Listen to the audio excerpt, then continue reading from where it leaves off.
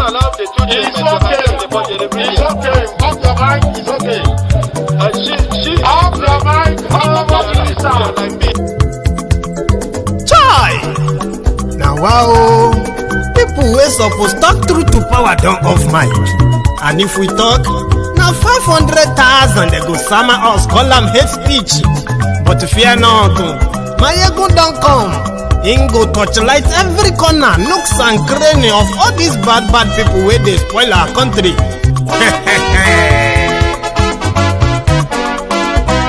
So my people make we laugh, oh yo yo.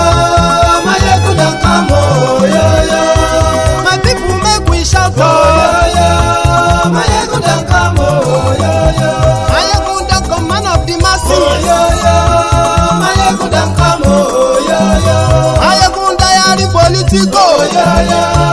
Maiyegun don't come, oh yo yo. This one not the off in mind, oh yo yo. Maiyegun don't come, oh yo yo. And in the touchlight every corner, oh yo yo. Maiyegun don't come, oh yo yo. Okay, some people be they holla say they want the power. Chai, them be promise us say we go get light and power. Nah. Them hustle sote they can't get the power. But now they know they do anything with the power.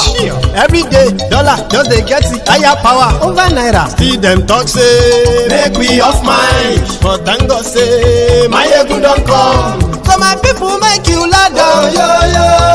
Maiyegun don't come, oh yo yo. My people make we shout, oh yo yo. Maiyegun don't come, oh yo yo. Maiyegun don't come, man of the masses, oh yo yo. Maiyegun don't come, oh yo yo. Maiyegun diary Politico, oh yo yo. Maiyegun don't come, oh yo yo. This one not the off in mind, oh yo yo.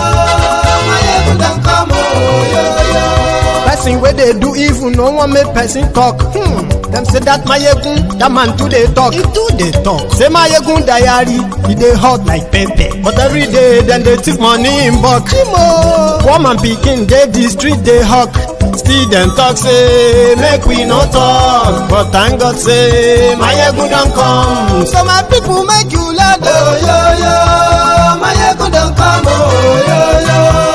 My people make you shout, oh yo yo. Maiyegun don't come, oh yo yo. Maiyegun don't come, man of the masses, oh yo yo. Maiyegun don't come, oh yo yo. Maiyegun diary Politico, oh yo yo. Maiyegun don't come, oh yo yo.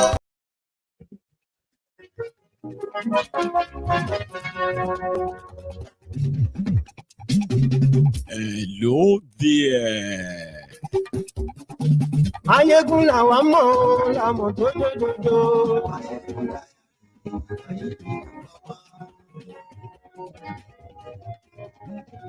Maiyegun làwa mọ̀, làmọ̀ tó dodo. Maiyegun ti dé o, ọ̀rẹ́ ara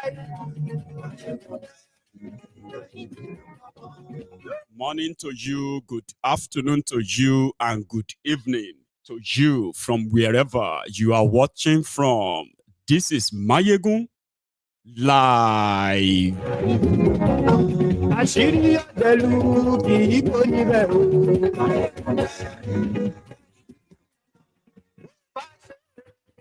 Maiyegun máa wí. Ó sì tún ṣe pàápàá níbẹ̀ o. Maiyegun diary Politico. Godfatherism kò sí lọ́rọ̀ Maiyegun. Thank you so much for joining me from wherever you are joining from. Remember, before you settle down, okay, share the broadcast. If you have to read the caption first, the description of the broadcast, do that. But share the broadcast. Invite your friends, invite your not so friendly friends, and tell them that Maiyegun today. Ọ̀jẹ̀lú ẹ̀ súnra kì í. Àní ẹ̀ súnra kì í. Lórí Facebook. Àní ẹ̀ súnra kì í. Lórí Ifnumbu has vowed to rescue the kidnapped school children in Kaduna, of course. There are others. In the last 48 hours in Nigeria, over 400 people have been kidnapped and more than 30 have been killed.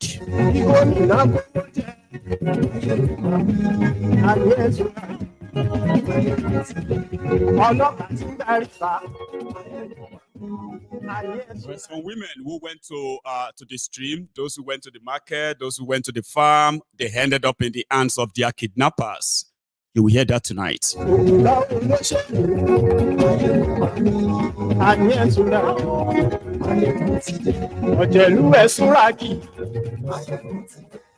Good news is that Omoyele Sowore will be reuniting with his family after 5 years of illegal detention in Nigeria. So good morning to you once again, good afternoon to you, and good evening to you from wherever you are joining me from. It is Maiyegun Live. So we are going to start with the latest kidnapping in Kaduna. I slightly discussed that this afternoon. For those who probably participated in that this afternoon, we will have more details tonight. In fact, just while we were live this afternoon, Tifnumbu's government responded, and according to him, they feel bad. This is like after 48 hours, okay? They feel bad that happened, and they are doing everything to get the children back. Of course, we want them back, all right? But usually when things like this happens, responsible governments, in any part of the world, any responsible government would ensure that something like this never happens again, but not in Nigeria. We know, apart from the noise, the international sort of attention that we have managed to bring towards this, right? We know that usually they will play all the media drama, media show off, and the rest of that, okay? Then the families, the victims, and the rest of them are left on their own. They are left to themselves. That is the reality. But Tifnumbu, whose government or regime has continued where Boko Haram stopped. Almost everything that Boko Haram did to Nigeria in 8 years, Tifnumbu and his 48 thieves have, and then others too, right? They have managed to continue unabated. And that is why I am going to share with you first the reactions of those, I'm talking about the families of the children kidnapped in Kaduna. Let's start from there, even though if you have seen this before, okay? This is the detailed part tonight. We will start from here. Please help us. We beg you in the name of God. Where is our president? Where is our governor? Please don't let them take them away from us. Please follow them to the forest and rescue our loved ones. In some families, 7 members were kidnapped. Another 5 were taken. After receiving reports of a bandit attack on a primary and secondary school in Kaduna, Governor Obasanjo led a delegation to Kuriga village in Chikun local government to get first-hand information of the incident.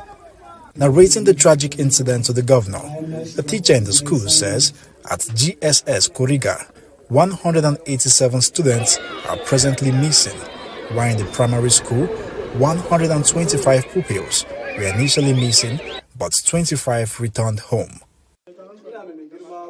I resumed to the school today at exactly 7:47 a.m. I entered the acting principal's office and signed.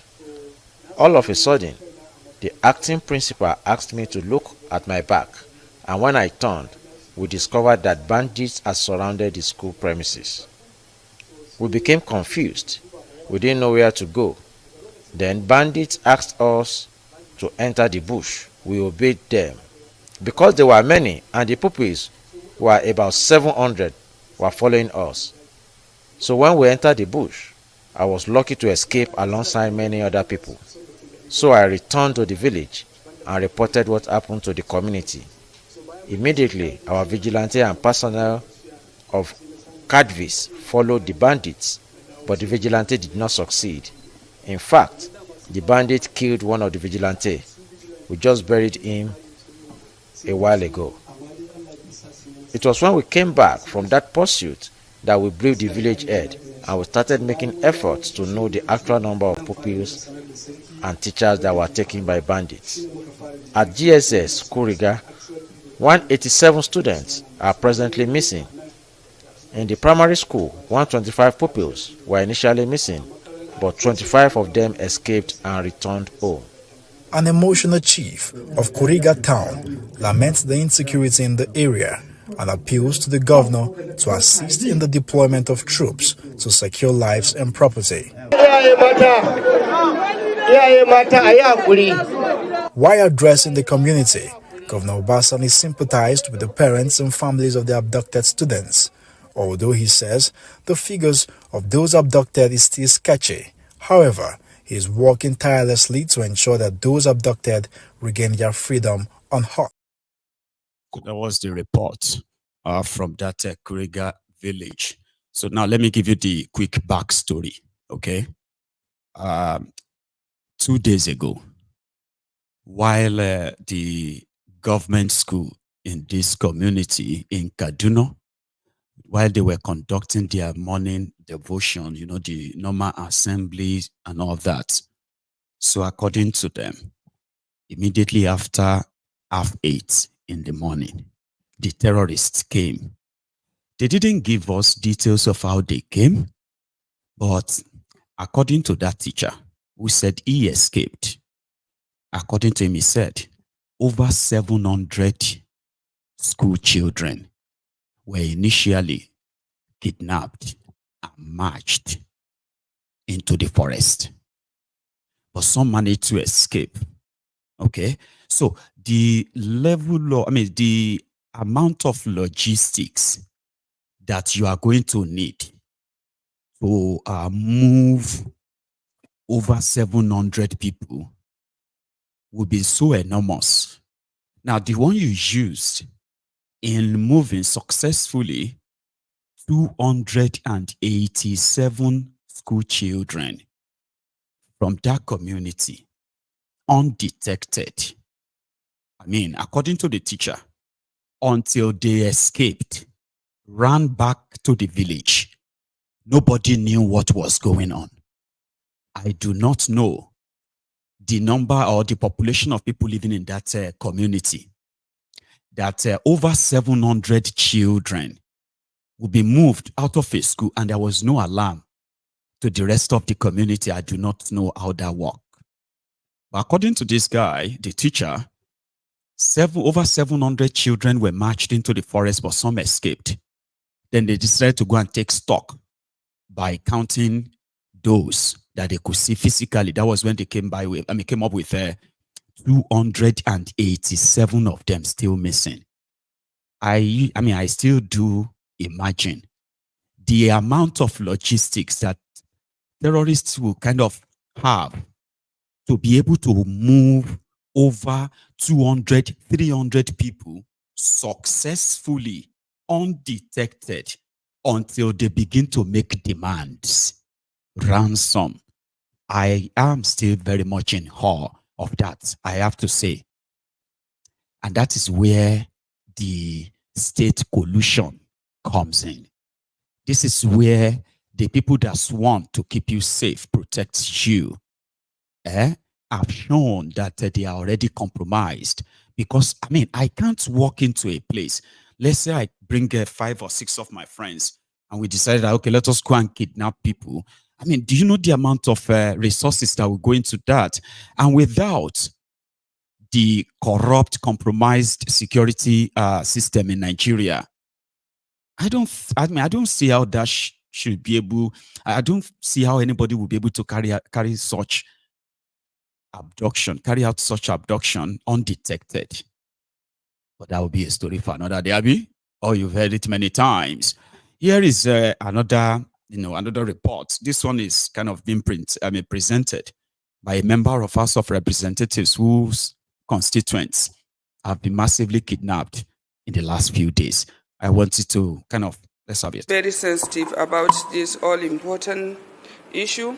Mr. Speaker, I wish to inform this Honorable House that on Sunday in my constituency, Bamangala Kalabalge, almost 300 young ladies were abducted while they were in search of firewood for domestic and commercial purposes in one village, Bulabulti village, in the western part of Ngala town. Your Excellency, honorable colleagues, you may wish to note that these young ladies were looking for firewood to sustain livelihood, knowing fully that commercial activities... Please raise her microphone. We want to hear her clearly. Knowing fully that commercial activities in that part of the country is very minimal, and they have no option than to go into the bush to look for firewood for both commercial and domestic purposes. And these young girls and women were adopted while they are in search, and the Boko Haram surrounded them, unfortunately, in the bush and then carted them away into their den in the Lake Chad regions after freeing some few old women among them.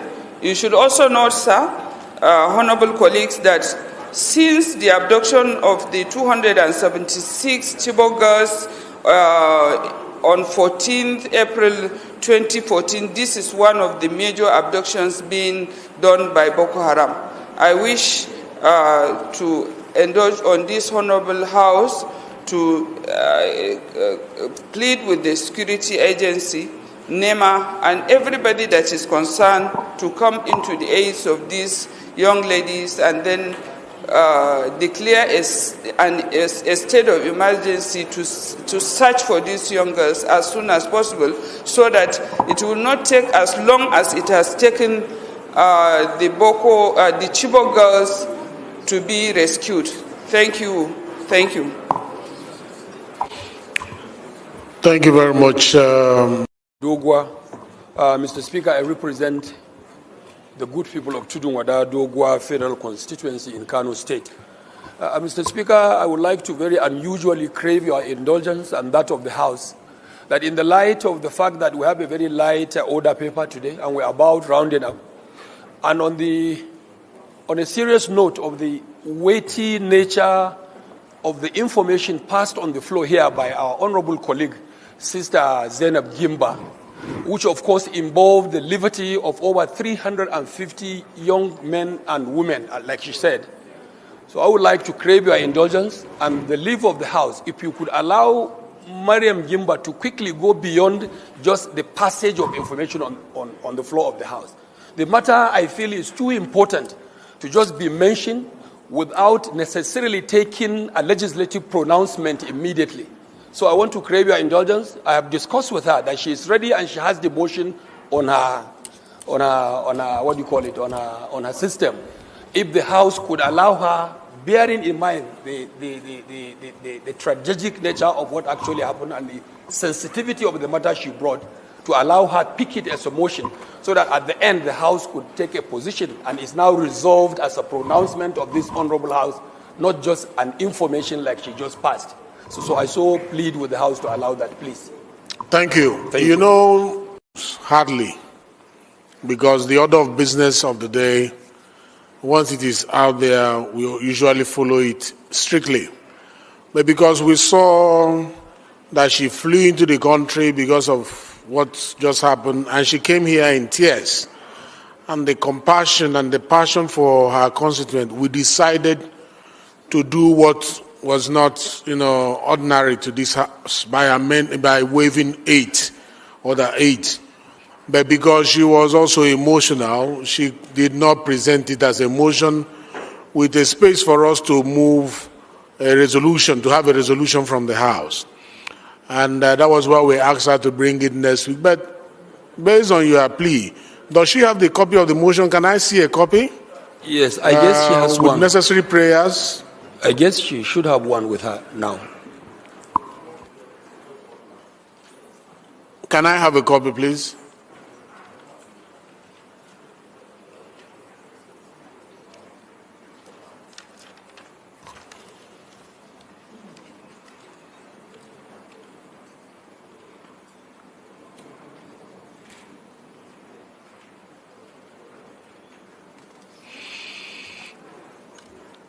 Based on your plea and the urgency of this matter and its importance, we'll come back to you, the complainant in the National Assembly. That's a lady who believes that 300 ladies have been kidnapped in northern, Naone constituency, and she believes that if the National Assembly can help them by bringing attention to it, like she just did, but she was saying that they should please plead with the security agents to go and help and rescue them. Now, if we have 300 ladies kidnapped by Boko Haram, and they are currently in their, in their custody as hostages. So now add the 300 plus 287 school children. That will make it over 500, and that will make it 587, yeah? They haven't given account of how many school teachers were kidnapped in that school as well yet. Okay? So we will wait on that. While you were watching that, I was having a chat, a little one, with my people on TikTok. So I want to tell you what that was. You see, everyone who has been on this platform, who has been following the developments in Nigeria, the terrorism in Nigeria, majority of you have more knowledge, detailed understanding of what is really happening there. Because typically, what the criminal system in Nigeria wanted us to do, even if we are going to talk about all of these killings and kidnappings, they don't want us to mention those behind it. Because mentioning those behind it or naming the culprit, the criminals, the terrorists, will be considered as, trying to blacklist a tribe or an ethnic, what have you. But here is the problem. Everybody knows that Nigeria is in trouble. A lot, even the criminals in charge knows. And we also know that the terrorism in Nigeria, the insecurity in Nigeria, in every part of Nigeria, is the creation of government. We do know. We know those who brought in terrorists into Nigeria, Fulani terrorists in particular. They do not want us to call them Fulani terrorists. They want us to call them bandits. And they are not bandits. They are terrorists. While they were trying to cover the terrorists in Nigeria under Bukhari, where they wanted us to part with our lands, your lands or your lives, that's what they asked us. Give up your lands or you give up your lives. We knew then that they were trying to claim our lands for Fulani terrorists that they once told us came from Futa Jalon, Futa sorrow, Futa sadness, and Futa anguish. However, we also saw how the Nigeria government under Bukhari decided to not only militarize the eastern part of Nigeria, it is also to terrorize the eastern part of Nigeria. We saw how and how much they spent locally and internationally to convince all of you that IPOB is going to be more dangerous than Boko Haram. There are people from northern Nigeria that believes that Boko Haram are freedom fighters. But IPOB is more dangerous than them. IPOB, ESN, they have not attacked one single person, kidnapped any single person on record, though. Then they created unknown gunmen, which is to kind of tell you that, oh, you see those armed gunmen that never encountered the Nigerian military, despite the fact that the eastern part of Nigeria is so militarized that every 100 meters, you will see a military roadblock. They are flexing their muscle in the eastern Nigeria, but you will never hear where they will say unknown gunmen, they engage in gun battle with the Nigeria military in eastern part of Nigeria. Rather, you will see the Nigerian terrorist military in eastern part of Nigeria attacking civilian communities, and they will say they are looking for ESN. So why am I saying this? So many times we have seen APC try to change narrative, okay, by trying to make you believe that this terrorism is not limited to these Fulanis and their jihadist fellows in Boko Haram. They have been doing everything to convince you that ESNO, IPOBO, they are more dangerous. Yeah? And some of you actually believe them. To the point that you have grown so cold and numb when you hear news of the killings of the Fulani terrorists, the killings of the Boko Haram. You are so numb that somehow you are desperate to look for something to justify it. But the question you are not asking yourself is this: how come that despite the amount of military that they've pumped to the eastern part of Nigeria, how come, say, the unknown gunmen that they will say they are like, unknown gunmen that they said are troubling the place, right? Which are politically armed thugs of APC and PDP, by the way. How come they know they engage in gun battle? That's number one. Secondly, when we tell you about Fulani terrorists, when I tell you about the Boko Haram terrorists and their sponsor, I give you evidence. Not only the evidence of what they have done, but from the victim's mouth. People come out and say, we were kidnapped by the Fulani terrorists. We paid ransom to Fulani terrorists. But some people are doing so much, more than they are overworking than the devil, trying to convince you that, what if they are not Fulani? What if they are other people like Yorubas? Are you sure that there are these people that are kidnapping people are Yorubas? They kidnapped Igwe in eastern Nigeria. The man came back and said, those who kidnapped him were Fulani terrorists. But somebody on social media wants to convince you and say, they are kidnapping people in eastern Nigeria too. I am asking you, if you do have any victims of kidnapping in eastern Nigeria, who came up and say he was kidnapped by IPOB or ESN, send it to me. Because we know how much you, Olori Brukus, are working more than the devil to try to justify this terrorism and make people understand, make people feel like it is normal. They should get used to it. They killed Yoruba Obas in Ekiti. We saw Yoruba APC, Olori Brukomo Alice, cooking up different stories of, oh, they've arrested the people who killed the Obas. And in fact, they are Yorubas. Oh, they've arrested this also and so. He's working with kidnappers. Now we know that it's not Fulani. At the end of the day, Kolori ko Neru. But the Yoruba Obas were slaughtered. And that's why I told you, like, you can continue to pretend and hide. Seriously. When you become a victim, they will send me your story. And I will use your story to teach others. I'm not saying you shouldn't get so mad. I mean, I'm not saying I am here to cure your madness of your Igbo versus Yoruba madness that some of you are suffering from. But I am here to call your attention to what is about to kill you. And you will not be saved by that your bigotry of Yoruba, this Igbo, that, because the terrorists and the terror that is spreading, we know those behind it. And we know those who are covering it. We know how much the state collusion is preventing justice. In fact, it's so bad that people are not allowed to defend themselves. We are seeing all of that. And you want to point fingers without evidence. Anyway, let's go back to that, Honorable. Because I have seen where a lot of people have been walking over like more than the devil to try to make you think if they are kidnapping people in in northern Nigeria and kidnapping people in southern and eastern Nigeria, it is normal. Everybody has their own criminals from their own. No. Don't mix it up. Let's go back to this lady, because I still have a long night, by the way. Here.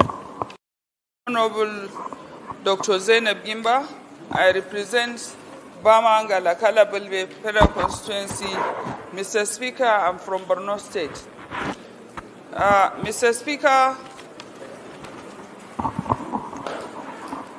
Yeah, you go ahead. Mr. Speaker. Just go straight to the motion, move. I wish to move for the suspension.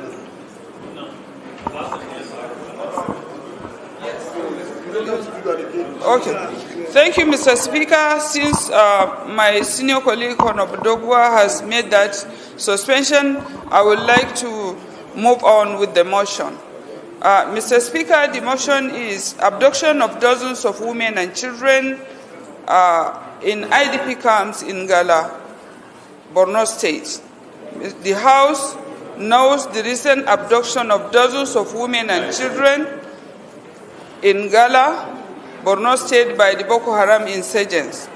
Also knows that the abduction took place last Sunday the 3rd when the women went to fetch firewood in the bush for domestic and commercial purposes. Further knows that while the women were fetching the firewood, they were surrounded by the insurgents in Bulabultie village in the western part of Ngala town. Again knows that the insurgents freed the old age but abducted about or almost 300 evil young girls and boys. Aware that most of the abducted women were from Babban Sansani and some from Zulum and Arabic camps. Worried that lack of enough food in the camps has forced the women to go in search of firewood to sell so as to complement the food being given to them in the camps by the state government and some other development partners. Note that 3 girls escaped from the den of the insurgents, reported that they were taken to a bush close to Bunkar Mairam village along the shores of the Lake Chad, bordering the Republic of Chad and Cameroon. Also worried that the women were made to search for firewood for sale in view of the cost of living in the camps, where a small measure of corn flour is sold at 2,200 to 2,500, and this has made life very unbearable to them. Recalls that this is one of the major abductions that took place in Borno State since the abduction of the 276 girls of Gaman Girls Secondary School Chibok on the night of the 14th April in 2014. Resolves to urge the security personnel deployed to the camps to intensify vigilance in and around the camps.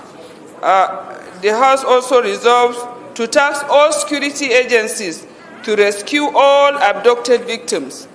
It further urged the NEMA to take necessary measures to ensure that residents of the camps are adequately fed, and equally mandate the committees on emergency and disaster preparedness and internally displaced persons and refugees to ensure compliance.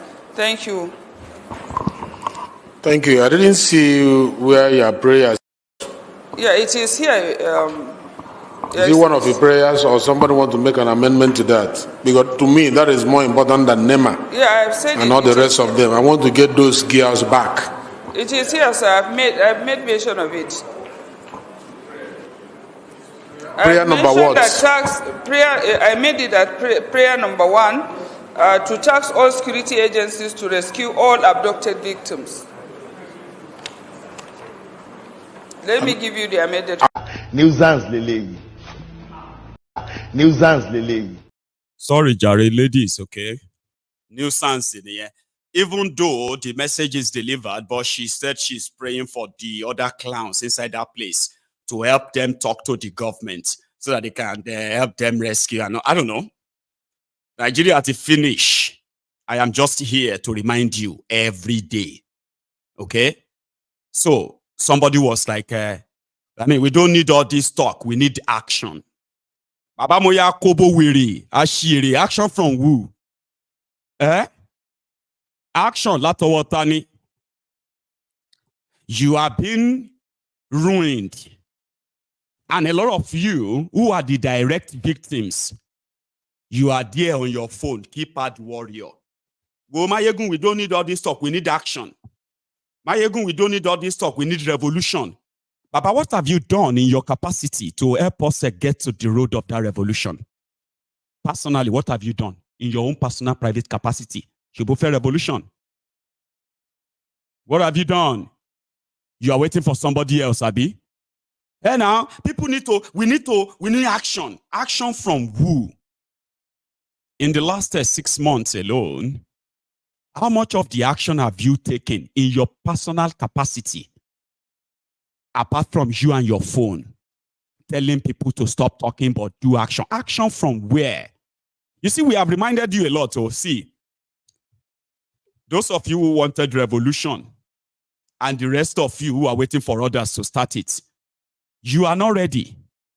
When you are ready, when the bedu enter body very well, you won't sit on that your phone and then asking Maiyegun, what can we do now? What is the next thing to do? Because you are not ready. When you are ready, you will know what to do. You won't wait for anybody.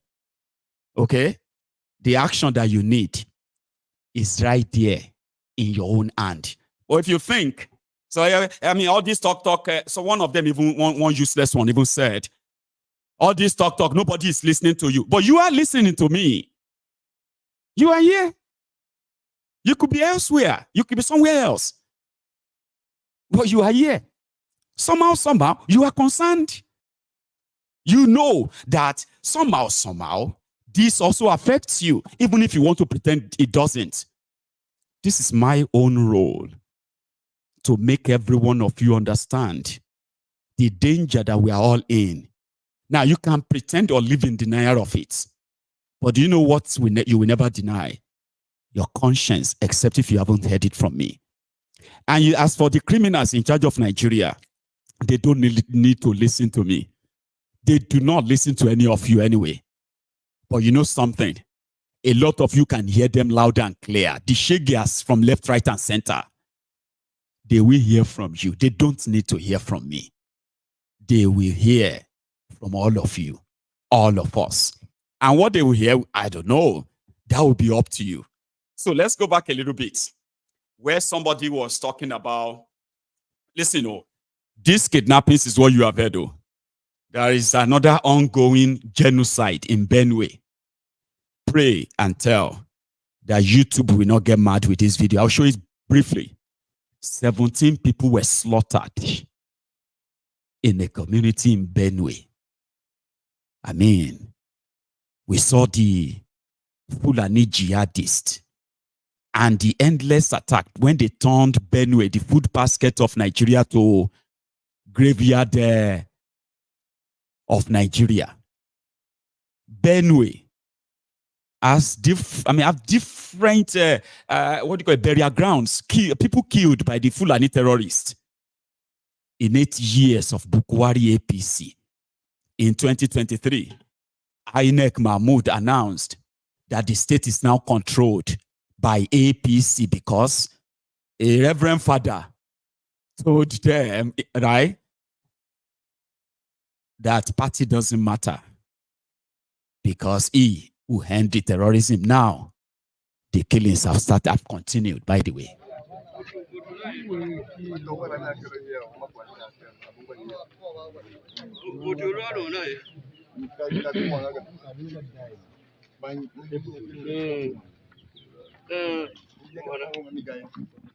Yesterday's survivors. Abi, today's victims are yesterday's survivors. Tomorrow's victims are today's survivor. Some of us have survived today. Tomorrow is another day. Those ones survived, I think 2 days ago. They became the victims of the place this morning. Now, those who survived yesterday, who survived today, tomorrow is another day. So, back to 2015, where one of the people that worked for Pastor Ruga's a media man, Olaoluwa Akonde, who happened to be one of the sellers that did the devil's work for APC, Egbekegbe Bokwari, and Pastor Ruga at the time. They don't give the guy a job for Channels Television now. So here he is, asking Dele Farotimi if he believes that if Numbu Kolu could possibly still turn the tide and perform the miracle he performed in Lagos, all lies. I want you to listen. Yeah. A huge groundswell in this country, that produced, which was denominated by the change mantra. And you could see that there was a groundswell of opinion in the direction of change. Nigerians expected change. Now, I don't think that change has happened, and that's a long story. But this is my question. Do you think the fact that today we have as president somebody who had always been an active participant in the quest for good governance, even better governance, somebody who has been a pro-democracy activist even before he became governor, and somebody who gives us the record, and we know of some of the things that happened in Lagos, fairly useful. Do you think that he can turn around the situation that this country is in today? I must ask you that question, Mr. Farotimi. Is there any chance at all that if we are going to live by what he says, we can begin to turn the direction in a good or a better trajectory? Mr. Farotimi. One of the things that we have been very successful at doing is for our false narratives. We have created compelling lies that we have deluded ourselves into accepting as truth. One of them is where you started your question, the lies of 2014, 2015. I remember, not everybody bought into those lies. I remember very clearly that the essay that titled my first book, Do Not Die in Their War, published by Guardian on the 7th of February 2015, before the election, I said very clearly that there is an illusion of change being marketed, and that all you actually need to do to realize that it is delusional to believe in this lie is to look at the high table whenever they are talking about the APC. That each and every one of the persons sat on the high table is directly responsible for where we were as at that time. Nothing has changed between 2015 and today.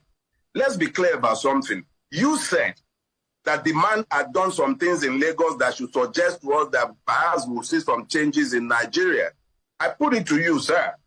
Lagos is the 5th largest economy in Africa. I'm being told by multiple economists. What is it about the services and infrastructure in Lagos is suggestive of it being the 5th best in Africa? Is it the healthcare delivery system?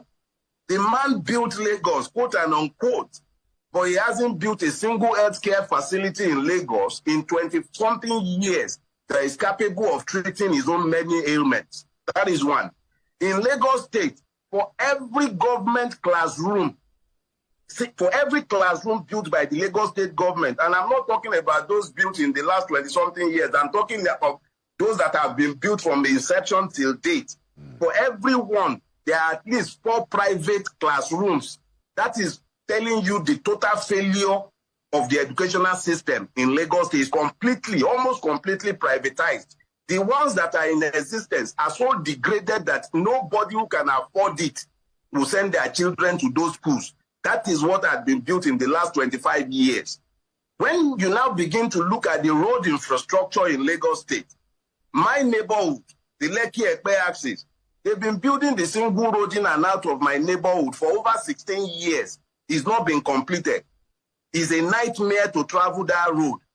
Those are the examples you have to look at when you begin to look at what he might be able to do at the federal level. The finances of Lagos State remains one of the most opaque in Nigeria. What is happening is that in the midst of the rot that Nigeria has become, we've been pointing to the lies and propaganda being told of a Lagos that has been built and that will be replicated at the federal level. They'll point at some moribund rail lines. Let's talk about that. 16 or 17 years at God knows how much inflated cost. They built the blue line.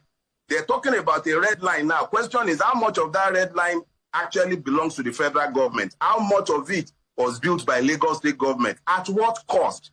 Fact of the matter is that if we actually look to the evidences of our eyes and we look to what we see within the state that the man has superintended for over 20 years in one form or the other, whether as governor or as godfather, reality is that he should tell us that we should expect nothing in Nigeria. And the evidence of the last 9 months are unimpeachable and cannot be denied. I know that the convenient excuse is always that Buhari had damaged it and is repairing it. But who brought Buhari? Who was the chief marketer of Buhari in 2014, 2015 when the change lie was sold to Nigerians? The fact of the matter is that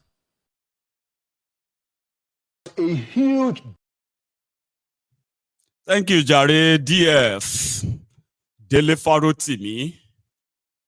Everyone who lives in Lagos, apart from those who are not proud of where they come from, but they suddenly became Lagosians.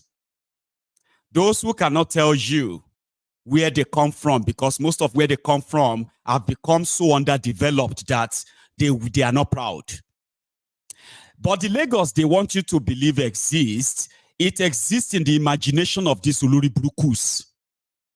To them, collecting money from people, which is not in any way corroborate with the development that is associated with it.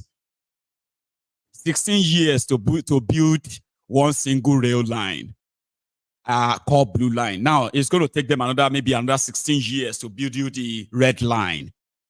24 years of planning to build you a fourth mainland bridge is not happening. You do not have water. Drinking water, government provided water doesn't exist in Lagos. You do not have a motorable road. All you know that yourselves. You do not have any drainage system that is befitting of any modern city in any part of the world. You are living in the shittiest capital, you say, Abi? But you won't agree because politically, Tifnubu built Lagos. Now, to everybody who be say then they that Lagos, they live inside that Lagos. Not the Agberos that came to Lagos and were sleeping under the bridge, robbing people, and today MC Olueron is their Lord and Savior. Not those ones. I'm talking about those of you who are really the victims of the extortion of Tifnubu's kleptomaniac profligacy or something. I'm talking about you. So when they tell you that Tifnubu built Lagos and he will do the same thing for Nigeria, wasn't it pretty much a direct message that nobody should expect anything at all? See, DF, complete what you are saying. Until we all come to the knowledge of the fact that nobody is coming to save us but we ourselves, nothing is going to change. And there is nothing that has been done by this man to suggest that we should expect anything positive. In fact, we should brace ourselves for more to come. Wow. Well, I mean, Mr. Farotimi, quite a very compelling argument that you put forward there. And I hope as to the questions that you have put out regarding the red ray and the blue ray, that we'll be able to get a little bit more clarity about it. One last question before you go, Mr. Farotimi.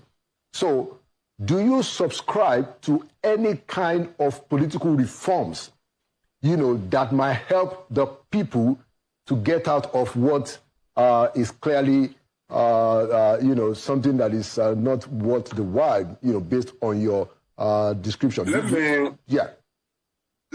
me tell you this. You can speak to political reforms in a society governed by law and that is rule-based. But this is not that society.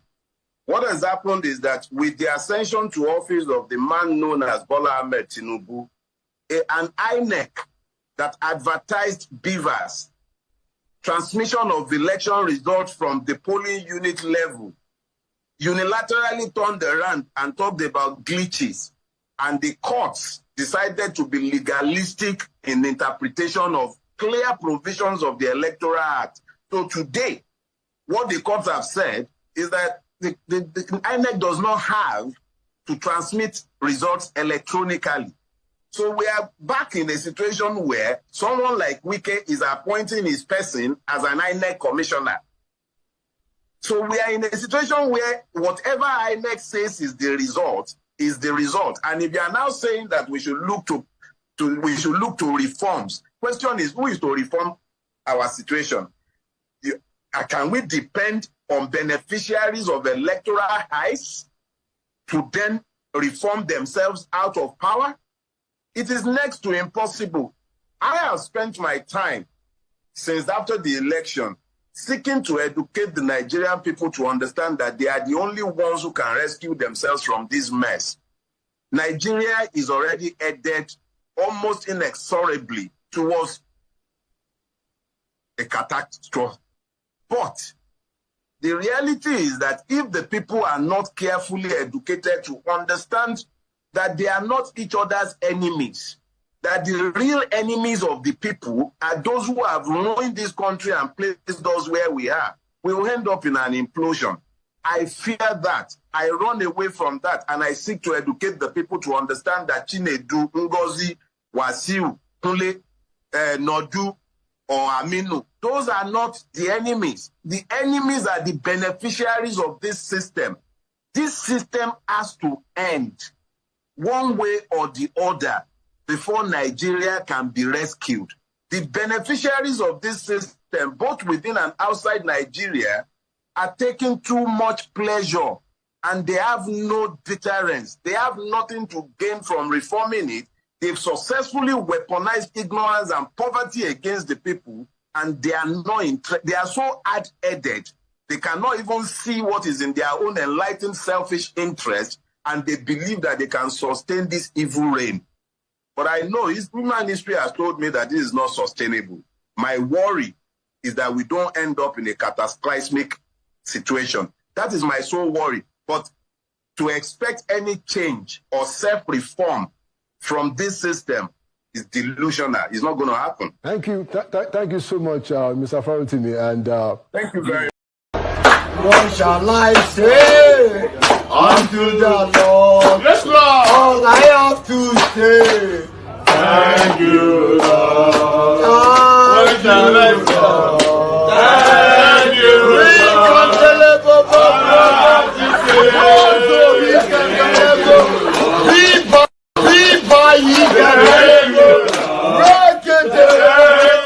Thank you very much, Barrister Dele Farutimi, DF. Do not die in their war. Do not look at me like I am your enemy. I have not contributed either directly or indirectly to whatever you are facing in that contraption today. We are all supposed to be victims. And according to Dele Farutimi, if you are expecting any reform, political reform, from people that are already enjoying the lawlessness in that contraption, you want them to suddenly shoot themselves on the foot and say, oh, we want to do the right thing. They will never do it. You will be tired of living in bondage and you will break the shackle. But while you are trying to figure that out, save your energy. Aminu, Maiyegun is not your enemy. Chinedu, Temitope is not your enemy. I'm also calling you Adekunle. Nozo is not your enemy. If you have sense, you will realize that the only people that enjoy your division are those who are enjoying one Nigeria. One Nigeria is not in your interest. It is not in my interest. And that is why if I have a choice, which I must have, you must have choice. We will have to decide if we want to still be together or not. And in fact, I don't want to be together with you. Let's be honest. I would rather be in, you can say, in relation with you. And relationship can be from being neighbors, loving neighbors, supporting neighbors. We can look after one another, right? The only people that one Nigeria benefits are the rogues that want you and I as enemies, to remain as enemies. Again, my job is not to convince you, okay, to do the right thing. My job is to let you know that as long as you enable the lawlessness, the injustice in your own small way, for whatever promises you are given or connection you think you have with this one Nigeria, you are deluded. And that is why when some of you pick up enmity among yourselves, it's crazy, isn't it? That somebody will say, I hate Yorubas because of Tifnumbu. Man, I hate the Igbos because of Obi. I can kill this and so the Fulanis because of Bokwari. Oh, I can do all that stuff, right? What you are practically doing, my dear brethren, is that you are playing that game of my thief is better than your thief. My criminal is more honorable than your criminal. Okay? My own lawbreaker is somehow also a lawmaker, where a lot of you prefer your different oppressors. You love your oppressors differently. I do know that. That's why I don't make decisions for you. I'm not here to save you. I'm here to help you save yourself. Because a lot of you who are currently hating on yourself is simply because of this one fraudulent Nigeria. The same one you can't even point at what exactly is the citizens' benefit that you say, oh, as a Nigerian, no, you will die for Nigeria because it was Nigeria that, you know, the only people, even the criminals that are looting Nigeria, they can't die for Nigeria. You should know that. So why? Why should you think loving your oppressor is actually a way of saving yourself? Come on, man. Here, Kolu. I got a grip of what Kolu told the Qatar investors, and they have also, I don't know if you have seen the Bloomberg report. There's a Bloomberg report that says that Tifnubu has attracted the $2 billion investors to Nigeria. But Bloomberg is quoting Akuri Nigalailai, as well as the Central Bank of Kadobi, Oduduwa Emefiole. That's what Bloomberg American view is quoting. None of their quote says, oh, that 2.2 billion, no, these are the businesses that invested them. But they did say, all of now we talk say, you know, go send money, go Nigeria. It be like say the shege where people they face in Nigeria has forced a lot of you to increase the money you are sending home. In January, the record showed that only $300 million totally entered Nigeria from all of you from the diaspora, all of us. But you know how much that entered Nigeria? When we said don't send your dollar, don't send your money directly to them, some of you still did. $1.3 billion was how much they managed to get from the diasporans who sent money to their family members in February alone. You are watching me. God see you, God see me. Because I send money too. When I was using the old rate, a bag of rice was at 35,000 naira. When they told me a bag of rice, is now 70, 80,000 naira. I have to double the allowance. Even when they received the allowance, they were like, sorry, I said, I have to, you don't even need to ask. I've got my kids and I wouldn't probably love to see them on Facebook that they are hungry and they can't feed. You know what I mean now? So many of us are guilty. I said, don't send the money through them. Don't send it through any of their apps. Don't send your dollars anywhere. Look for somebody who will give them naira in that place and keep your dollar wherever you are. Because any money you give to them goes straight into their hands.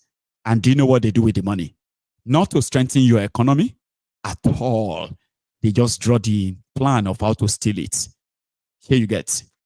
But 1.3 billion from all of us in diaspora. Hey, me. 1.3 billion. I think it used to be more than that. You see that January, una really tighten your wallet. 300 million to 1.3 billion. I don't know if I should believe them or maybe na bobo, because I don't believe these people. Bloomberg said that's how much money we sent to Nigeria in February. This is March now. And I don't plan how much you go send again. I'm not saying you shouldn't send money to your family and relatives, but please do not send that your money via any of their apps. Don't. Yes, your family will still get the money, but the dollar, they will get that. That's what they have been working on. They need the dollar, and this is not sustainable. They cannot sustain their economy waiting on freebies from us, dollars from us alone. Please cut it down. Send money, but don't ever send your hard currency from any part of the world that you are. Please don't. Don't help these criminals, because you are the one giving them the lifeline. When people ask, what is the solution? What should we do? We expect the system to force them to know what to do. Nobody is coming to save anybody. But a lot of us are saving them by subsidizing them like this. I know it's sad, it's tough, but there are measures to cut down how much you send through them. $100 million, yeah, give it to them. 200 million. Remember, the amount of money that the Nigerians in the diaspora sent to Nigeria now has increased from 36 billion US dollars to over 42 billion dollars. These guys are not asking for all of that money. They just want just 10% of the money. Maybe 4 billion, maybe 5 or 6 billion to just pass through their hand. You can send your money through elsewhere. And if you give them all of the money, you will be saving Kolu. They are counting on us. But you know something?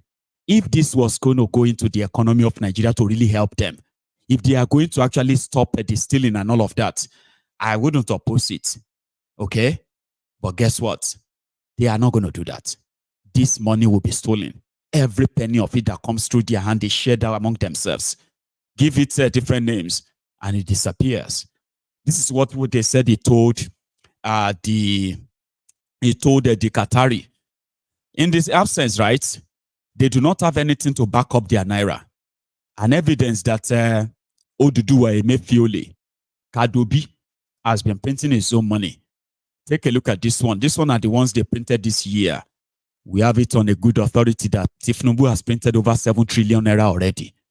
For the same way and means that Emefiole printed 27.5 trillion naira, $50 billion. The money that has now dipped Nigeria into hyperinflation, poverty, hardship, and all that.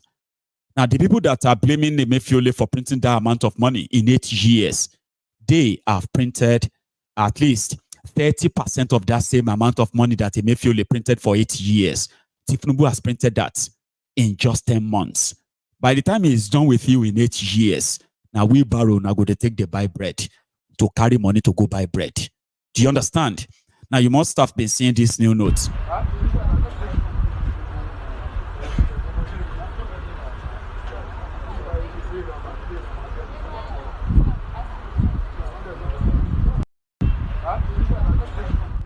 See, they haven't told Nigerians how much money they have printed, though.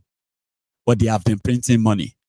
Emefiole did not tell you how much money he printed when Obaseki raised the alarm that Emefiole has been printing money and they have been sharing the money through the FARC, which is the monthly allocation they give to states and local government areas. This money was supposed to be coming from VAT, as well as, forex that they hand from crude oil and others. But because Emefiole, Bokwari, Mamandaura, and the rest of all their thieving crew, because they have depleted every source of forex in Nigeria, they started printing money and they were sharing the money. 27.5 trillion naira, Baba, was the money Emefiole printed and gave to Bokwari. Today, Oduduwa Emefiole, Kadobi, has printed over 7 trillion in 10 months. Now, what will happen is that in 8 years, they will probably print more than 100 trillion naira. Let's go back to those people we spoke to in UAE. In Qatar. The people they said are bringing investment to Nigeria. What did he tell them? I found a full clip. This was days back. I promise you, please, or should I warn you, do not listen to this video like you are listening to somebody who is sane. This one is insane. It's not sane. But for the record, let's put it here. Waiting and tell them. Starting with this. Ministers and other members from Nigeria. May I give thanks to His Excellency, the President, through you, for tremendous accommodation and welcoming cases that we faced since we arrived here. Great lunch this afternoon with him. It was my responsibility this afternoon is to tell you, the Qataris, that Nigerians are your friends. Open for business. Open for honest partnership. To assure you that the country as a whole, of over 240 million people, is ready and anxious to welcome you and your investment with open arms and open mind, to assure you that your investment is safe in our hands. We have men and women of great reputation here. I believe you forged a committee, established a good committee that will exchange ideas and continue the communication. 1 hour of my presence here is not as critical as continuity that you can establish in business partnership. A nation is an artificial entity unless we've good people to drive it and bring life into it. You are leaders of business community. If you drive confidence, that confidence will be realized and result in profitable opportunities. My background is in business. And that's why I'm here. To give you the assurance that reform is going on. Forget whatever you had in the past that is negative. Whatever is the obstacle or problem that some of you might have encountered in the past should be something of the past and no obstacle to the future. We have men and women of integrity seated across from you here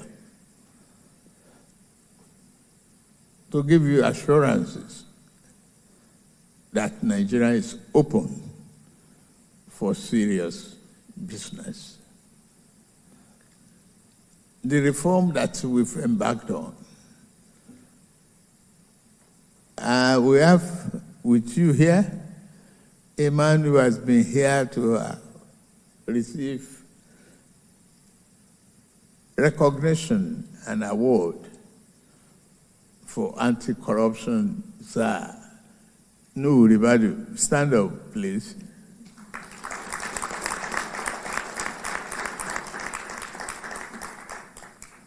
He was here, was all over the media, recognized for his anti-corruption stand. He's a senior member of this government, National Security Advisor.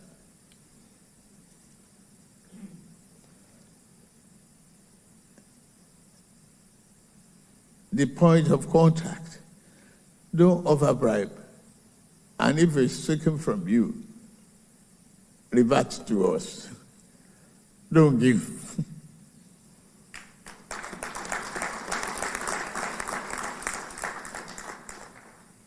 Don't let it be a problem from investing. Nigeria is serious about the revolution and evolution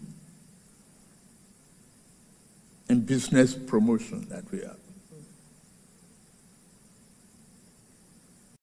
Nuisance lele. Nuisance lele. What was that? Evolution and revolution in business revolution. Oh, more. See, Baba. Do you remember when people used to, when you try to be outspoken, okay? Especially when you are addressing these nincompoops, right? These mofos that they call leaders in Nigeria. And then you will see some omualis, the unfortunate, what do you call it, sewage dwellers like that. They will just jump and say, where's your father? Where's your father? Go and bring your father out. To share your father. Can your father be president? My papa no be the one we promise you saying go give you go fix Nigeria for you. In fact, my papa is dead. Okay? Leave him out of it.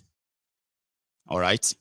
If he was alive, if he was to be alive, he will continue to be the victims of the same system like your papa.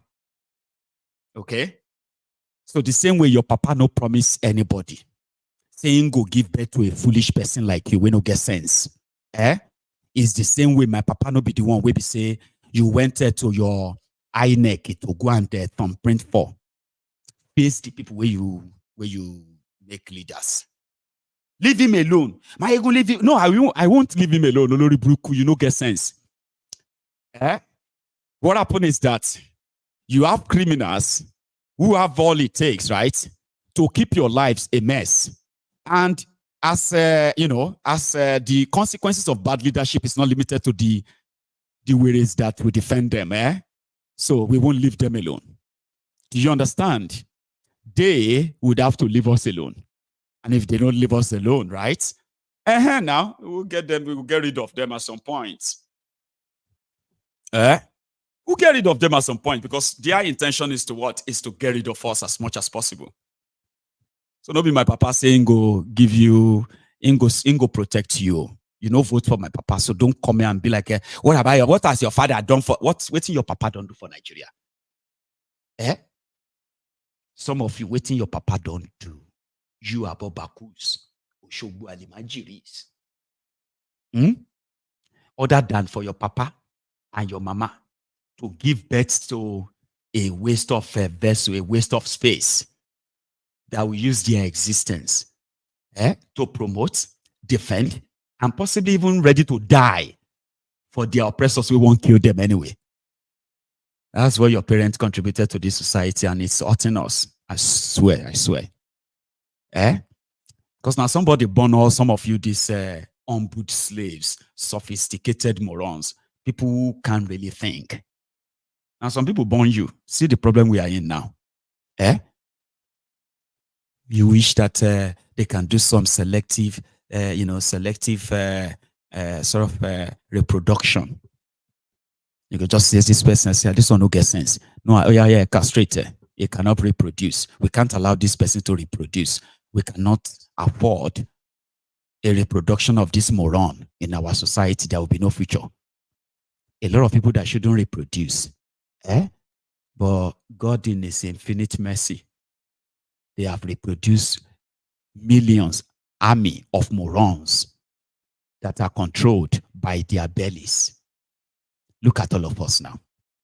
People that collected 500 naira, those that will collect 10,000 naira to wreak havoc in order to keep the rogues, to continue to perpetuate what they are perpetuating. And then businesses are being lost, you know, like that. Lives are being destroyed.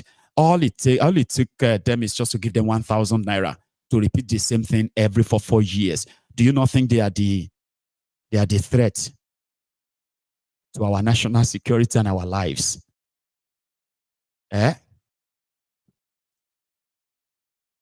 You understand that now?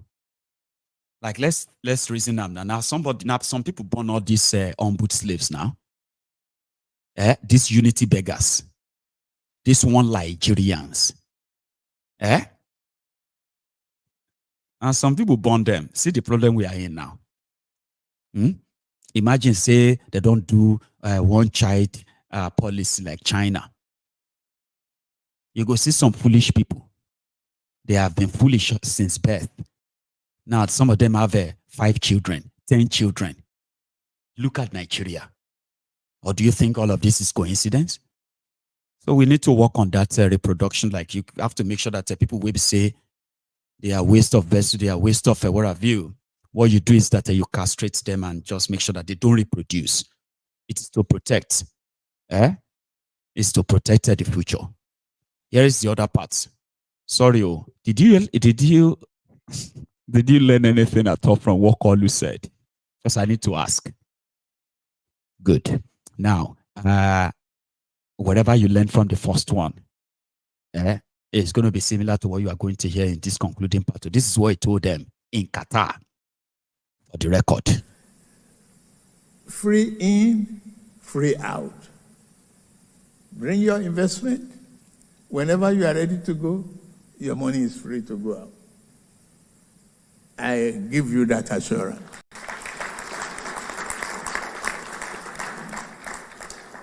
I don't see how we cannot collaborate to improve the country's balance sheet, to recognize the wealth that both countries have in the ground. We have oil and gas. We have solid mineral. This solid mineral can be valued, put in your balance sheet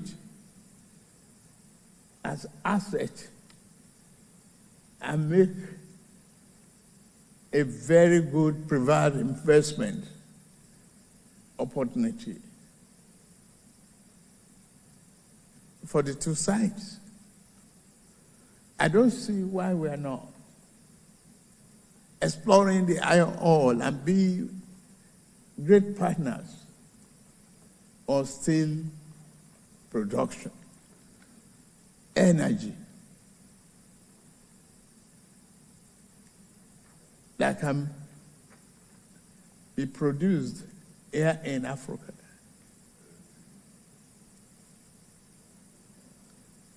I'm here only to give you assurances in all spheres, as in hospitality, tourism,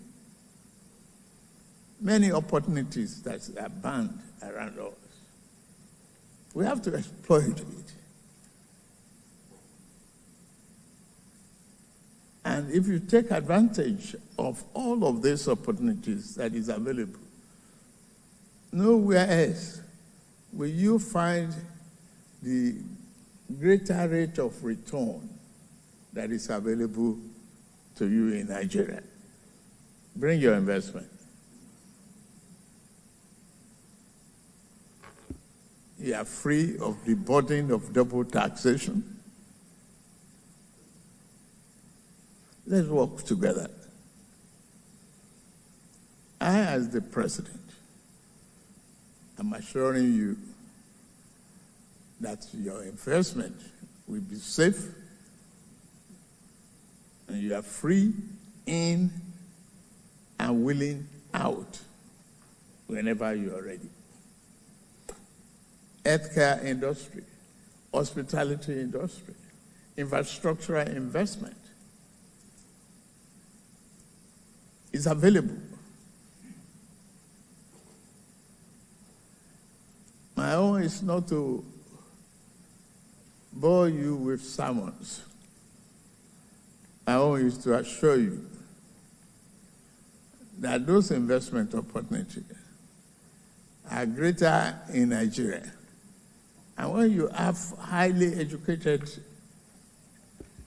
vibrant youth population that we have in the country, you have cheaper labor too.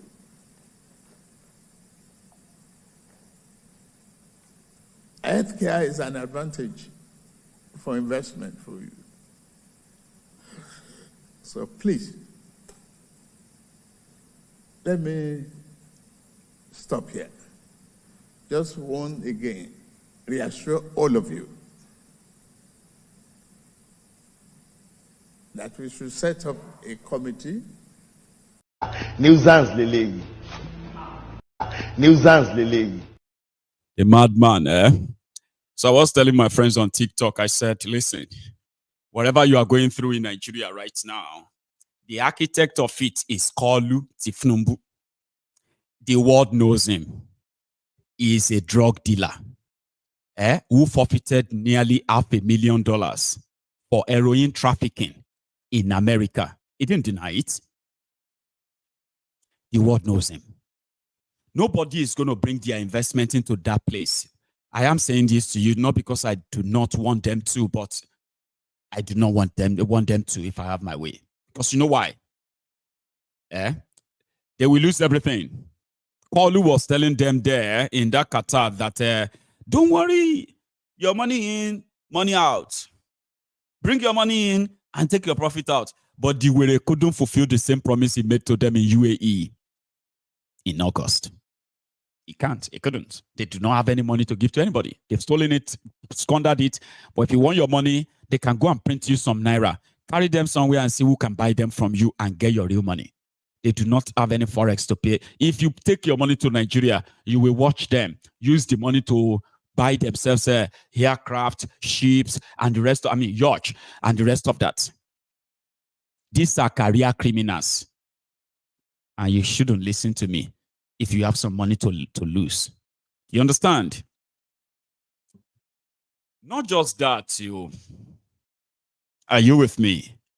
Kalu the Jagabanditi was there, apart from begging and pleading like yeah, Jonah, please now, and the rest of that, okay?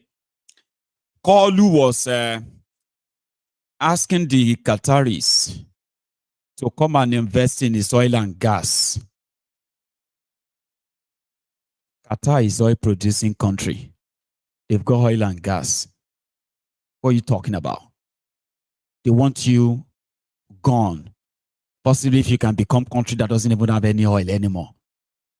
It's to their own advantage. So like Nigerians who will go to Texas to go and buy finished product to bring to Nigeria to sell, Dangote, or who are going to go to other African countries, other places to go and buy crude oil that they will refine in Lagos by Dangote. Do you think that's exactly what the Qataris are? We have oil and gas, weary. Oil and gas, they kill you, dear. And then, after all of all of that, I think they just felt like about just go with it than Charade. He was asking them for committee. Let us set up committee.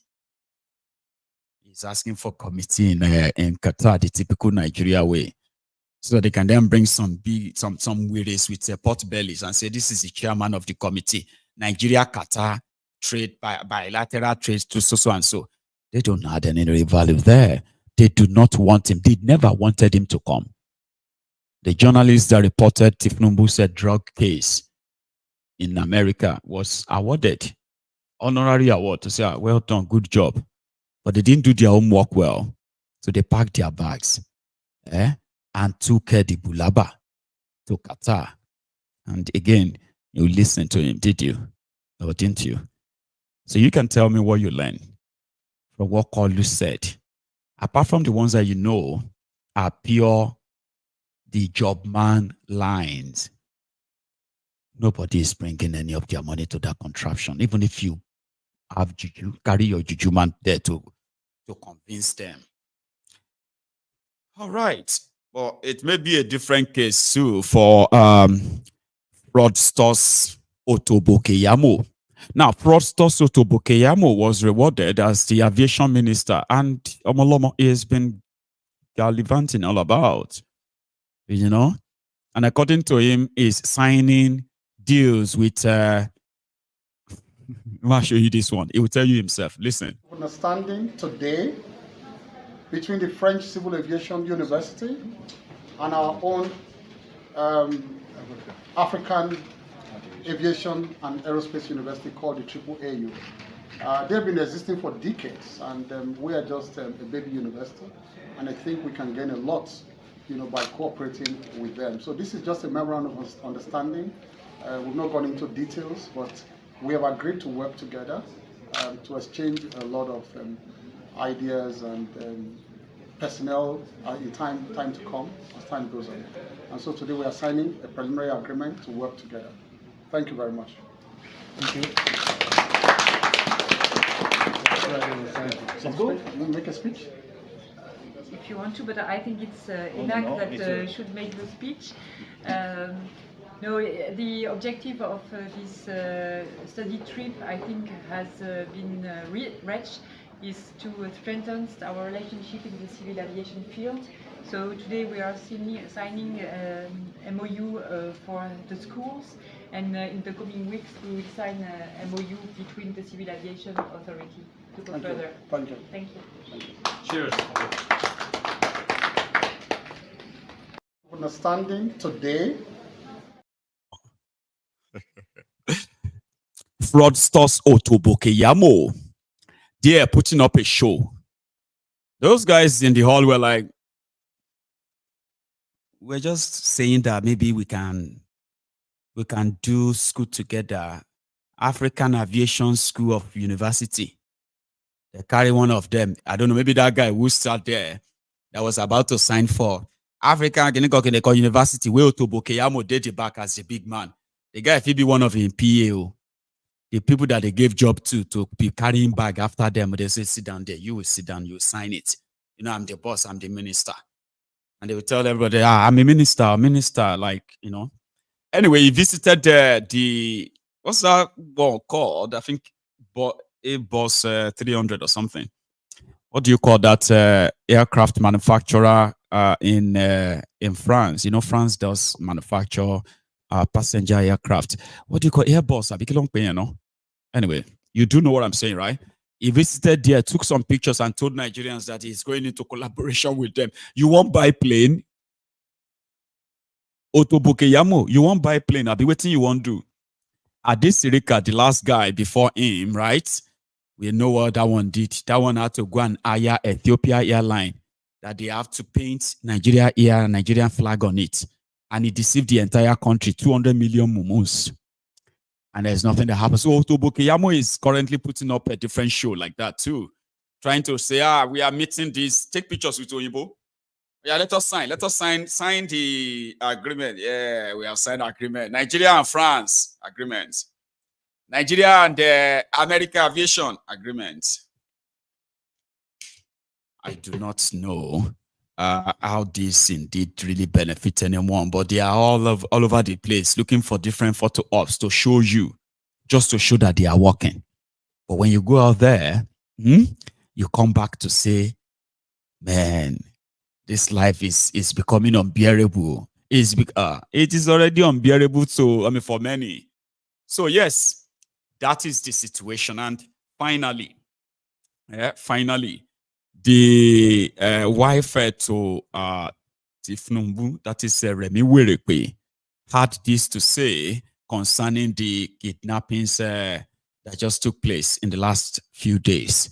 According to her, check her composure. Check others who are with their pancaked faces, looking like they are like mannequins that just got just got lipsticks on, right? Look at their faces. Whoever is kidnapping young people is sick, cruel, and a coward. Yes. Enough is enough. And I call on the state governors that once we take hold of them, they deserve capital punishment. Why don't they take people their size? Why are they torturing our children? What they are doing is trying to kill our future. We all know parents, when we are old, we rely on our children, and we see them that our investment has not gone to waste, especially when they're successful. Why would you go and take them from schools? Why? I don't really know. But right now, I think enough is enough.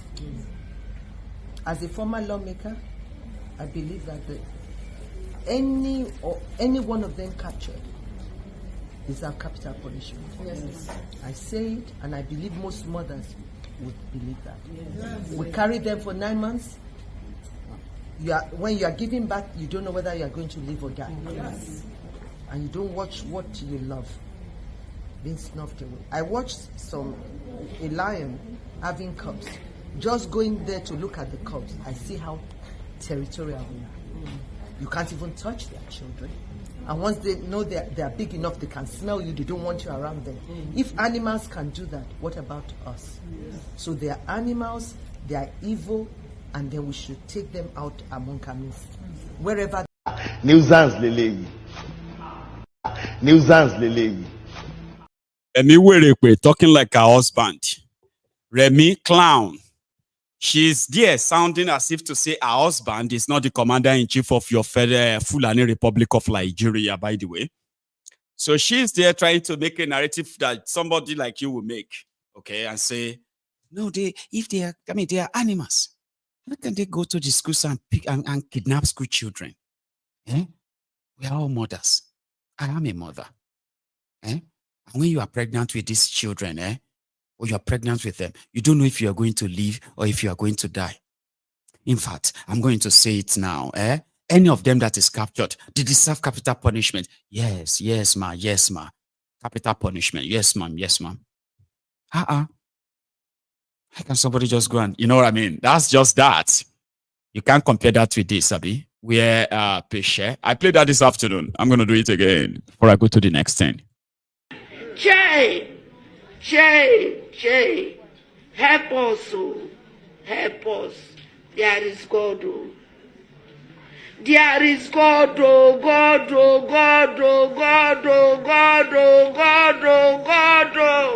God should descend, today God will descend here. Nigerian women will not cry in vain. Nigerian women will not cry in vain. This thing will end today. My sisters, if your child lost, will you stay and keep quiet? Will you people stay and keep quiet? The president now is calling you, come, I want to help you. You don't want to appear. Will you agree? No. Now the first lady is calling you, come, I want to help you. Come to find your child, your missing child. Will you keep quiet? No. Child, there is God, There is God, The blood we are sharing, there is God, There is God, There is God, There is God, There is God, It's okay.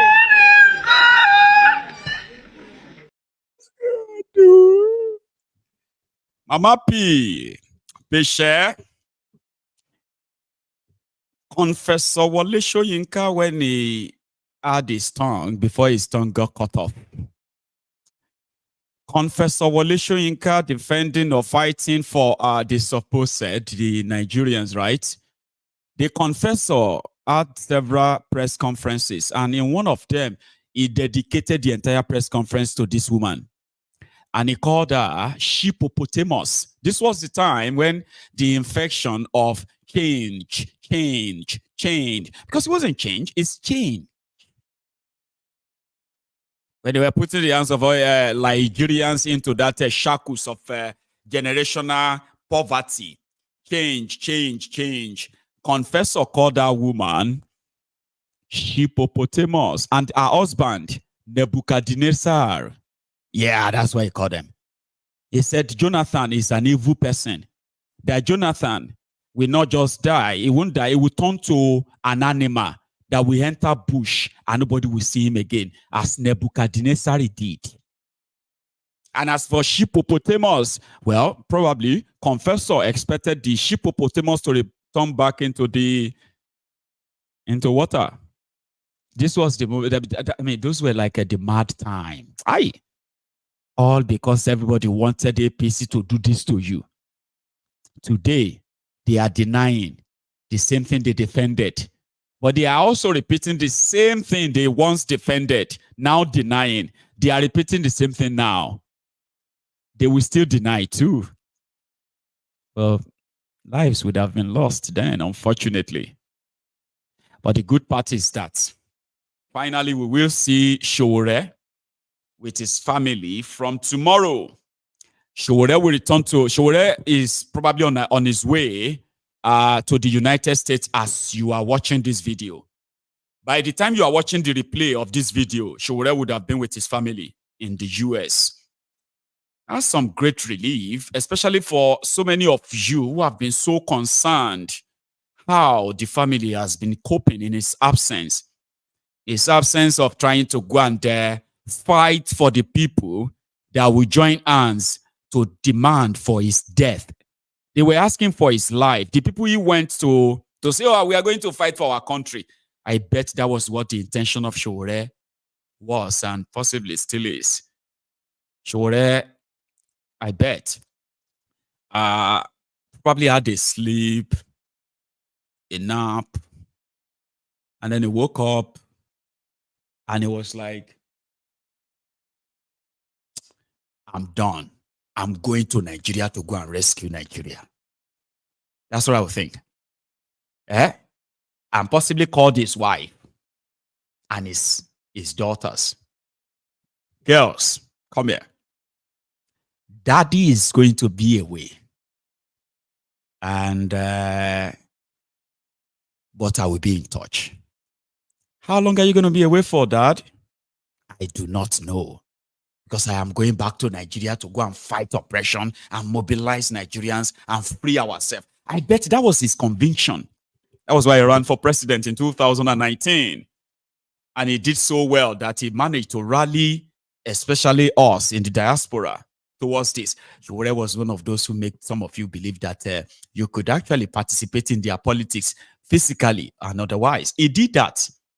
People don't usually have interest. Like, nah. You started seeing people, they travel back home, say they won't go vote. We started that with Omoyele Shore. We did. But what happened at the end of the day was that the oppressed Nigerians themselves, they love their oppressors more. They were calling for Shore. They were calling Shore. They were actually laughing at him.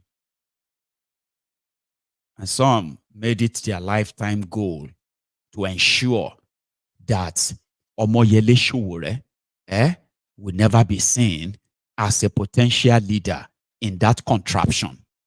There are those who make it their own lifetime. In fact, they were calling for his mother, all because he was asking the government that is making their lives hell to stand up or get out.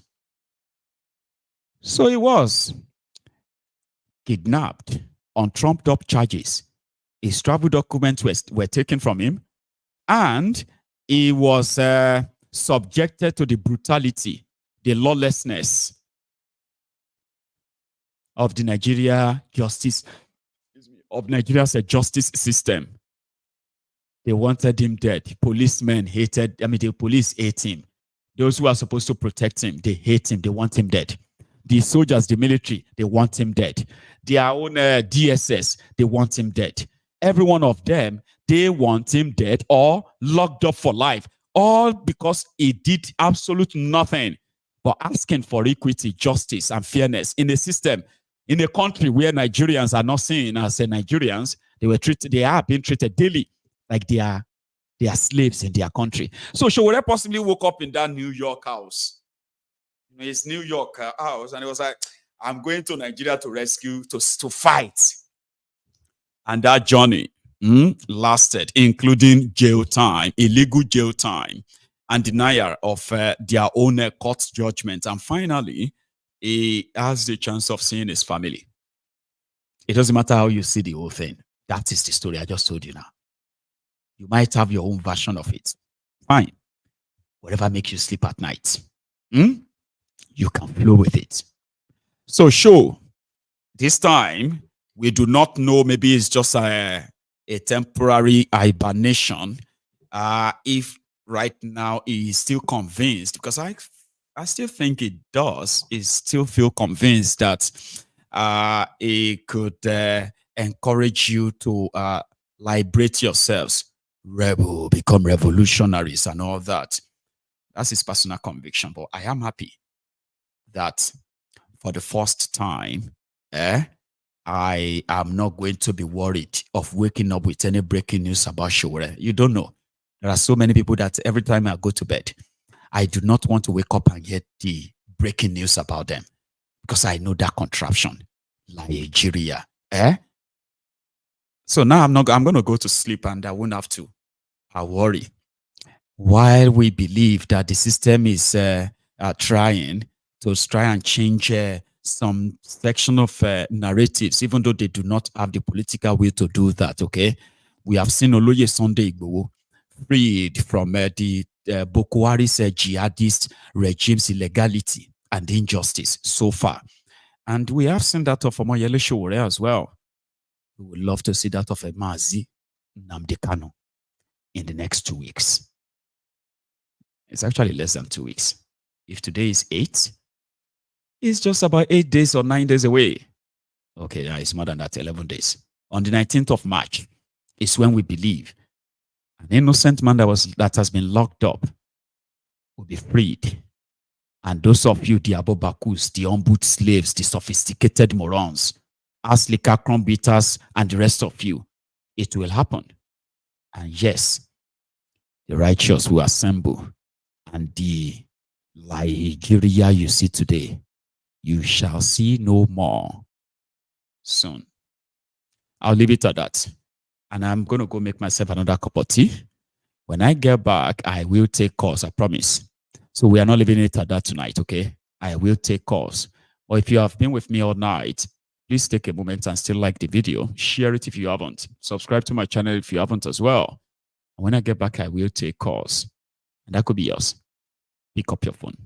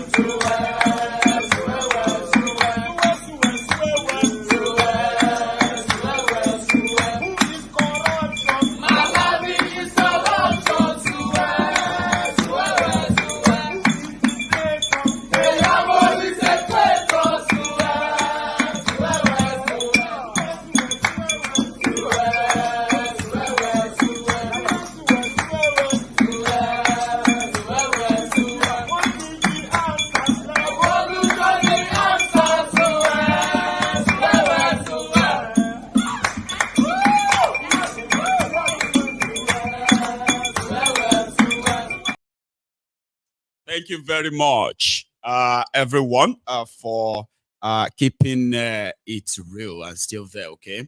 I do have a caller, and my first caller tonight is going to be the doctor, the incoming senator, Dr. Agbede. Maiyegun Fulala. God bless you. God bless you. God bless you. God bless you. God bless. Hey, don't worry. I'm doing some underground something here. So that was why. Right. They're all classified. Yeah. Right. So that's why. So it's good to hear from you again tonight, Baba. Go on. Happy Friday. Happy Friday, and to the rest of the Temple of Truth. Yes. Same Temple of Truth. Now, number one, I would say congratulations to Charade. In fact, these are the people just like you that they will say something and they put action to it. Action. Yes. Action to it. Not talk. Just like about a few minutes ago when I was listening to you, when some people are saying, Maiyegun, you just talk. Let them go and try it through. Let them use their own private capacity. At least you should be doing something. Don't wait for anybody to do it for you too. You too, do something. Exactly. That's how everything just like me now. Together. Nobody is coming to rescue anybody. Nobody is anybody's messiah. Nobody is anybody's savior. God bless if you can't save yourself, God bless you. Then just wait jejely and perish. They just thought it is very easy. They say, to stop them. It's not easy to stop them. It's not easy. They should go and ask Charade. It's not easy.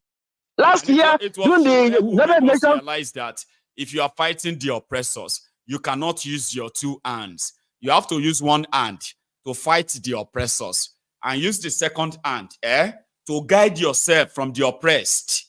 Who are going to be asking you, shall we send you work? Did we tell you to fight for us? Did we tell you to call? Who sent you? Nobody sent you. Stop fighting our leaders. Stop. Charade was the one who told me that. Let me tell you something. Last year, during the United Nations General Assembly, you know that I used my power capacity to stop Tinubu from seeing what's called it Biden. In fact, what follows after? Tinubu calls me, say Agbede. I'm telling you, say Agbede. He finally knows that you are on the temple. You are part of the temple of truth, right? Just wait. He said Agbede. Why are you saying all these things now? Why are you stopping that? You think maybe you want to push shame upon him, but you are putting shame upon Nigeria in a totality. So it's not good now because that's something was cancelled. Was cancelled at the 10 minutes. Cancelled because meanwhile, Amina J. Mohammed, she was the one that defeating them wrong information. Not until I told the Biden that no. What Amina J. Mohammed was feeding you was totally wrong. Wow. Totally wrong. That was why that thing was cancelled. That was the meeting with Joe Biden was cancelled at the last minute. Was cancelled. So Joe Biden asked you to thank for bringing it to his attention. If not, it would have been something else. So no wonder he didn't see him. Yes. So that was why. So each of us should use our private capacities to stop them. Not that I don't know that can stop them. I don't know stop them. So no. Each of us. Your thing. Do mine. Do this. Everything will come together later. Thank you very much, Doctor. God bless you. So that's it for today. God bless you. It's really great to hear from you. Keeping it up, sir. And take it easy. That is a Doctor Agbede. I need to get this my audio muted so that it won't be interfering in what in our course you will say. Anyway, the line is still pretty much opened, okay, and I do have another caller here. Anyway, the line is still pretty much hello there, can you hear me? Hello, Maiyegun. Hello, sir. Baba, how are you? I'm fine. I've been trying to get you, like in this your program, we are the ancestors that trying to follow you since 2012 from the kitchen. I don't know how to thank you. God bless you. Finally, I say we are the ancestors. Yeah. So I don't know how to thank you. The problem, sometimes I do ask my friends, do you follow Maiyegun? all these stupid Nigerians. Do you follow Maiyegun? Some will ask me who is Maiyegun. I would think, guy, you're missing a lot. You know, the problem where we Nigerians or the zoo, if I may use Nnamdi Kanu word, is that we forgot to learn. That's right. We forgot to learn. And we don't want to be educated. We don't want to know, we don't want to get the proper information, how society or how a nation should be run. I know Nigeria is not a nation, but let me just call it a nation. And I want to tell you, some of your audience, let us try to see the path that let us stop promoting one Nigeria. Promoting it something that you know it's not going to work. Promoting Nigeria is not going to work. There's no two ways about it. It's better we start promoting one Nigeria, right? You have to lie to promote one Nigeria. That's one thing everybody knows. Of course. Because you cannot be honest and promote one Nigeria. Yeah. It's not possible. I see some people going to your program. I know it's their opinion, but they try to say Nigeria work. Something you know with your deep heart that this thing is not going to work. No. Because I feel more secure that as an Igbo man, maybe from Imo State, a commissioner of police will be from Imo State, or even we have the same language. Likewise, a Yoruba man in Lagos or Ogun State, a commissioner of police will come from that Yoruba tribe that can speak that language, that we know the culture of Yoruba people. So how can somebody from Zamfara State will come to my state and be a commissioner of police, start, demonizing my culture? That's impossible. Yeah, demonizing everything about me. And I try to let our people, I know this guy, he might try to call since go and make that nasty statement about Igbo civil war. And some people still carry the information that Ojukwu caused the war. No. We have an agreement in Aburu, Ghana, and they stand against our agreement. And in the military rank, I am your senior, and me and you agree how to make this in favor me and favor you, and you go contrary to our agreement. Then I say no, that Aburi will stand. And nobody in Nigeria want to ask this question. The next way we go here on top say Aburi will stand though. They just fire the first rocket from Benue State, and Benue Hill, and they call me, and the war started. He called me a rebel because I say this is what we are agreeing on. So my brother, my prayer. Let me tell you my prayer for Nigeria. I know nobody wants to hear it. I want that war to burst. Then people will remain. If they want to stay together, let them decide. If they don't want to, because the thing have gotten out of hand. People die, there are fought war in Ukraine like 2 or 3 years. The people that die in Nigeria, people are dying in Nigeria that people claim there is no war. Never reach that people that die where they are fighting war. So let us not pretend that we are at war already. Let us allow that war to start. So if we will leave, let's know we are going to leave. Because I'm not safe. If I come down to Nigeria, I can't travel down to my village anymore. So why not fight that war? It's enough. The thing is getting to my nose. I don't know what to do else. I'm trying to call in your program to contribute because I'm really getting upset when people call and say we keep on hoping that Nigeria, even Peter Obi cannot do anything. Yeah, but like you said, Peter Obi cannot do anything. Let them say. Yeah, I know, my brother. And I know it's not that easy. You take your time to educate, but my anger is our youth. I know you cannot do it the way Nnamdi Kanu did it. Trying to get upset when he tried to educate people. I know you're taking it easy for people to be educated. Like we have followed Nnamdi Kanu. I've been following you since 2012. So I know he cannot be. I know even you're upset. You're really upset because when you try to educate people, even educate your people that is Yoruba, they are finding it difficult to know that Tinubu cannot do anything to us. He can't. So my brother, I know it's not easy, but I give your wife credit for allowing you to such program. It's not that easy. I must be honest. Thank you so much. I must be honest. Thank you, my brother. When I see veterans like yourself, right? Apart from the fact that you are happy that for 12 years I am still holding fort and I'm still firm, right?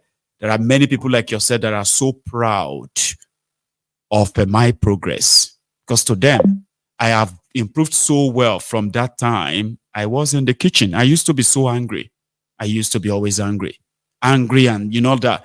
But later I realized that there are several ways I could actually pass that message along, discover other angry people like yourself, and tell ourselves that until we all agree to break ourselves out of this shit hole, right? We do not have anywhere to go then until we all agree. And we will agree. So, Baba, God bless you, okay? For also keeping faith too, okay? Thank you so much. You should have a good evening or good morning. Because that is a call from, I believe it's going to be a call from either India. It didn't say India or Qatar, I would say. Thank you so much. Now, for those who are still asking, where's the number? The number is on your screen. It's that same number. You could use that for you could call directly, or you could call in through the WhatsApp. It's up to you, right? But the most important part is that take a moment and like the broadcast. That shows that maybe this is somehow you are connected to this chat. And yes, thank you so much for what do you call it? For that. Emma, you remember now, like I used to be very angry. I mean, when people come around and say, Maiyegun, I love your program, but is it possible for you not to be cursing people? Or is it possible for you not to blah, blah, blah, blah, blah? And I'm like, my dear, is it possible for you not to be politically correct, please? Because whatever I say on my platform, they are as factual as you can get. Except if you are a closet supporter, defender of the oppressors or beneficiary of from the rot. No matter what I say or how I say it should ever get you upset to the point that you want to correct me on how you think I should address criminals who don't give a shit about anybody. So except you are a closet admirers of theirs or supporter, but pretending not to be, and you are the type that is a unity beggar, can you please not be politically correct around Maiyegun? Because if I figure out that you are trying to guide how I talk about these rogues, I will consider you as one of those who are trying to use their political correctness to gag me. And I do not like people who try to gag me. Anybody who tells me to be careful when I'm talking about the rogues, it doesn't mean that you like me. It doesn't mean that you love me. You're only trying to shut me up. That's the way I see it. So such unsolicited advice, you can keep them to yourself. Do not advise somebody like myself when I am talking about these rogues. Because a lot of us actually know what we are doing. And we do know the people we are dealing with. These guys are murderers, killers. We do know. So care for yourself. A lot of you who are their direct victims, care for yourself. Because some of us know what the end goal will be. And the end goal of bad government is no other thing than destruction, backwardness, even death. And some of us believe that. Before that becomes our portion, we will raise awareness. And if possible, we will raise army of intelligent people that also would never want this to happen to them or their own succeeding generations. The choice is yours. Do not, can you please, not be politically correct around me, because I do not like people who hide behind the finger in order to gag me. Maiyegun, you need to be very careful. Maiyegun, I'm just advising you. I'm one of your supporters. I'm one of your fans. I love you so much, but you see that thing you said about Adeboye, or that thing you said about the Oyedepo, or that thing you said about this and that. Maiyegun, that is too much. Let us be honest, let us show this or that.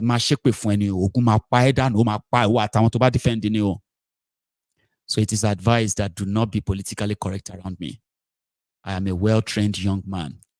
And in my training, in my upbringing, they told me I should never bow my head for any known criminal if I am not one. in my own tribe or ethnic nationality from my own nation, Yoruba land, we believe that if a thief is dressed in gold or golden loin, gold chains, golden shoes, walking on golden floor or golden ground, driving golden Rolls Royce, as a Yoruba man, when you see a thief, it doesn't matter how fancy or how rich it looks, it will still be a thief.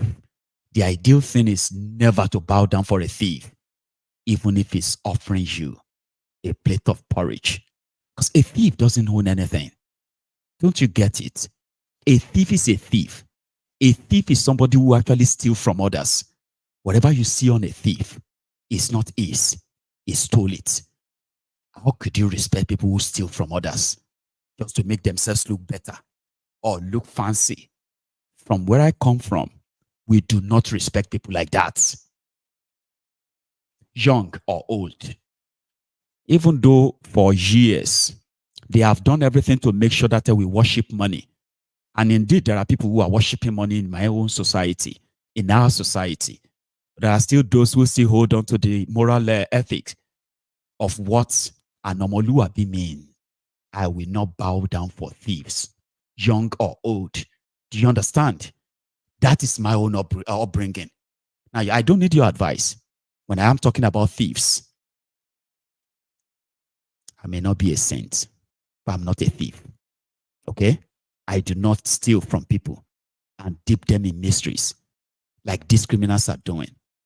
I do not need your advice. I do not need your opinion. You're either with me or against me, which is all right. Do not hide behind, I am only advising you. Because that's the way I treat people who try to be politically correct around me. They have called me arrogant. They've said I had no respect. They said I feel proud. A lot of people say a lot of things. All this don't move me. But never tell me to be careful when I'm talking about these rogues. Kajiko? I have a caller. Sorry, my caller has been making effort to join, and then, I think you should try now, because that's the way I do my things, right? When I have something to say, I say them the way I feel like saying them. Okay? And if you are new on MaiyegunsDiary Politico, I hope you get used to that. Thank you. So I'll take this one. Here. Hello there. Maiyegun Baba. How are you today? Baba Maiyegun, Maiyegun to show Omo Jebu. Oh yeah, to Gara Oniomi. Baba Maiyegun, I am very lucky to join your program today. See, but Maiyegun, am I down? Don't answer them. Let them say whatever they want to say. So that you go no person where they go no person where they deal with. Share you guys so that we don't get misunderstanding. It is good. It is good. It is good. You've been telling them the same thing for the past 12 years. Now we are in 2024. Their suffering has now gone from regular to pro, extra, pro max. And they have not seen anything yet. It is true. But Maiyegun, look, you've been doing your preaching for the past 12 years. I have. And there are some people, they are just like that in that same spot. They did not move one step forward, or they did not even move any one step backward. They are just there. There are some people, they have gone back 12 years backwards. Why their political leaders that is lying to them have gone 24 years forward with all their money that they have embezzled and stole from them. And the ones that are still there in that same spot for the past 12 years that you've been preaching your gospel, they don't have no headway to even go 1 year forward. To make their year 13. People after their life, people against their life. But they are still pointing to them that you see those village people, they think say they do you. No, they are not. Now they do yourself. Defending these roads. And if you're not defending them, it is ideal to know your enemies, to know the evil spirit after your life. Now your politicians. Thank you very much. Thank you very much. That will bring my point to my conversation of today for me calling in. Oh yeah, now, Baba. You see, Nigeria, I don't even have problem with the Nigerians per se. The people that I have problems with in that Nigeria, there are only two sets of people. And these are the people, the rich class, which are the politicians, and the second people are the religious leaders, which is the pastor and the fake imam and the fake pastor and the fake babalawo that are lying to the citizens. But religion, to me, the biggest problem of Nigeria of today, it is religion. It is religion. The biggest problem. Religion has done so many damage to Nigerians. It is unrepairable. Even though if Jesus Christ come from heaven today, Jesus cannot repair it. Muhammad cannot repair it. Moses cannot repair it. Even God himself cannot repair it. No. That is how bad it is. Permanent. Because, but Maiyegun, if an armed robber is robbing a bank and one idiot is recording the video to share to the world, he's over there screaming, Jesus, Jesus, Jesus. What is Jesus' business with the bank robbery that is going on? What is the business of that Jesus Christ? If terrorists is attacking somewhere, if terrorists is attacking somewhere and somebody is recording, you will hear one idiot who say, Subhanallah, Subhanallah. What is Muhammad's issue with the terrorist that is attacking innocent civilians? If citizens of a country rely so much on imaginary beliefs, that is the result of Nigeria. Nigeria, there is nothing, there is no magician on this continent, on this planet, that can solve Nigeria's issue. I'll tell you something. Because religion has eaten so deep. See, part of what you are religion has eaten so deep into the edge of Nigerians that if they see one cup of rice, they will bring out their Bible and read from Genesis to Revelation. That God has done everything for them. And they don't know that God did not do anything. It is the hard work of your hand that made you to see that rice that you are eating. If you stand on the soil and you do not put a beans or a maize or anything on the floor, you can pray from January to December. There is no corn that will appear in front of you. If you don't plant that corn on the soil, nothing will appear. But Nigerians will believe that if they pray and their pastor give them one punchline in the Bible, God will send palliative from heaven. And they have been using these things for centuries and centuries and centuries. But I've got to this United States of America since 2010. As soon as I touch soil on the surface of America, I have never entered mosque one day in my life. There are so many people like that. I mean, they were even doing program on it and say, how come that Nigerians there are programs where they are saying they are interviewing Nigerians, trying to find out how come Nigerians that are so close to God, when they are in Nigeria, the moment they leave Nigeria, they barely get closer to God anymore. Because in Nigeria, getting closer to God is going to church to scream. They are doing a program on that, trying to figure out why all of them know they go mosque again. All of them know they go church again. Everybody receive common sense. That is the answer. Common sense is what everybody receives. There is no grammar. No, you don't even need to bring any grammar. It is common sense. When you have common sense, things will shine to you and show to you in a right way. That's right. In me, there is no pastor that can tell me that, oh, bring your 10% offering and put it in a jar. When I know that outside that church, but when I know vividly well that outside that church, there is a blind man on the street that has not eaten for the past 1.5 days. And in that same Bible, God said, help your neighbor as yourself, for you shall seek the kingdom of heaven. So why am I giving my 1,000 naira to a pastor that is wearing Gucci suit and there's a blind man outside that church that has not eaten for the past 2 days? You know, the saddest part, Baba, is when they threaten you that something evil will happen to you if you don't give that money. They always threaten me. They always threaten me every time. If you don't give, Baba, there's a saying in Nigeria, they will say, if you don't pay tithes, things will be tight. You ever heard that before? So many times. If you don't pay tithes, your pocket will be lines that they pull out there. And it has been working. You said it yourself. It has been working for decades on people. And it's decades it has been working. To me, but to me as an individual, to me, that is the problem of Nigeria. Why? Because if Nigeria gets released from the arms of religious bondage, these Nigerians will get up and chase their oppressors. They will. Because why? If a governor steals something, or a president commits something, or a commissioner, or a chairman, or a local government, or something, somebody in the political district do something, the same Nigerians will go to church on Friday and Sunday. They will preach to them to relax. God will do it. And they know that the beginning of the week, according to the white man calendar, is Monday. For Nigeria, for people to go to work. Now, even in Yoruba land, we call it Ojo Aje. It's similar to the day you work. But Maiyegun, that is why we need to go back to our source. Biafra must come. Yoruba nation must come. We have to. Everybody has to go back to their tent. Yes. In Biafra land, right? Every Monday, even though in Lagos, right? I have so many Igbos that they were our neighbors. They rented house from us.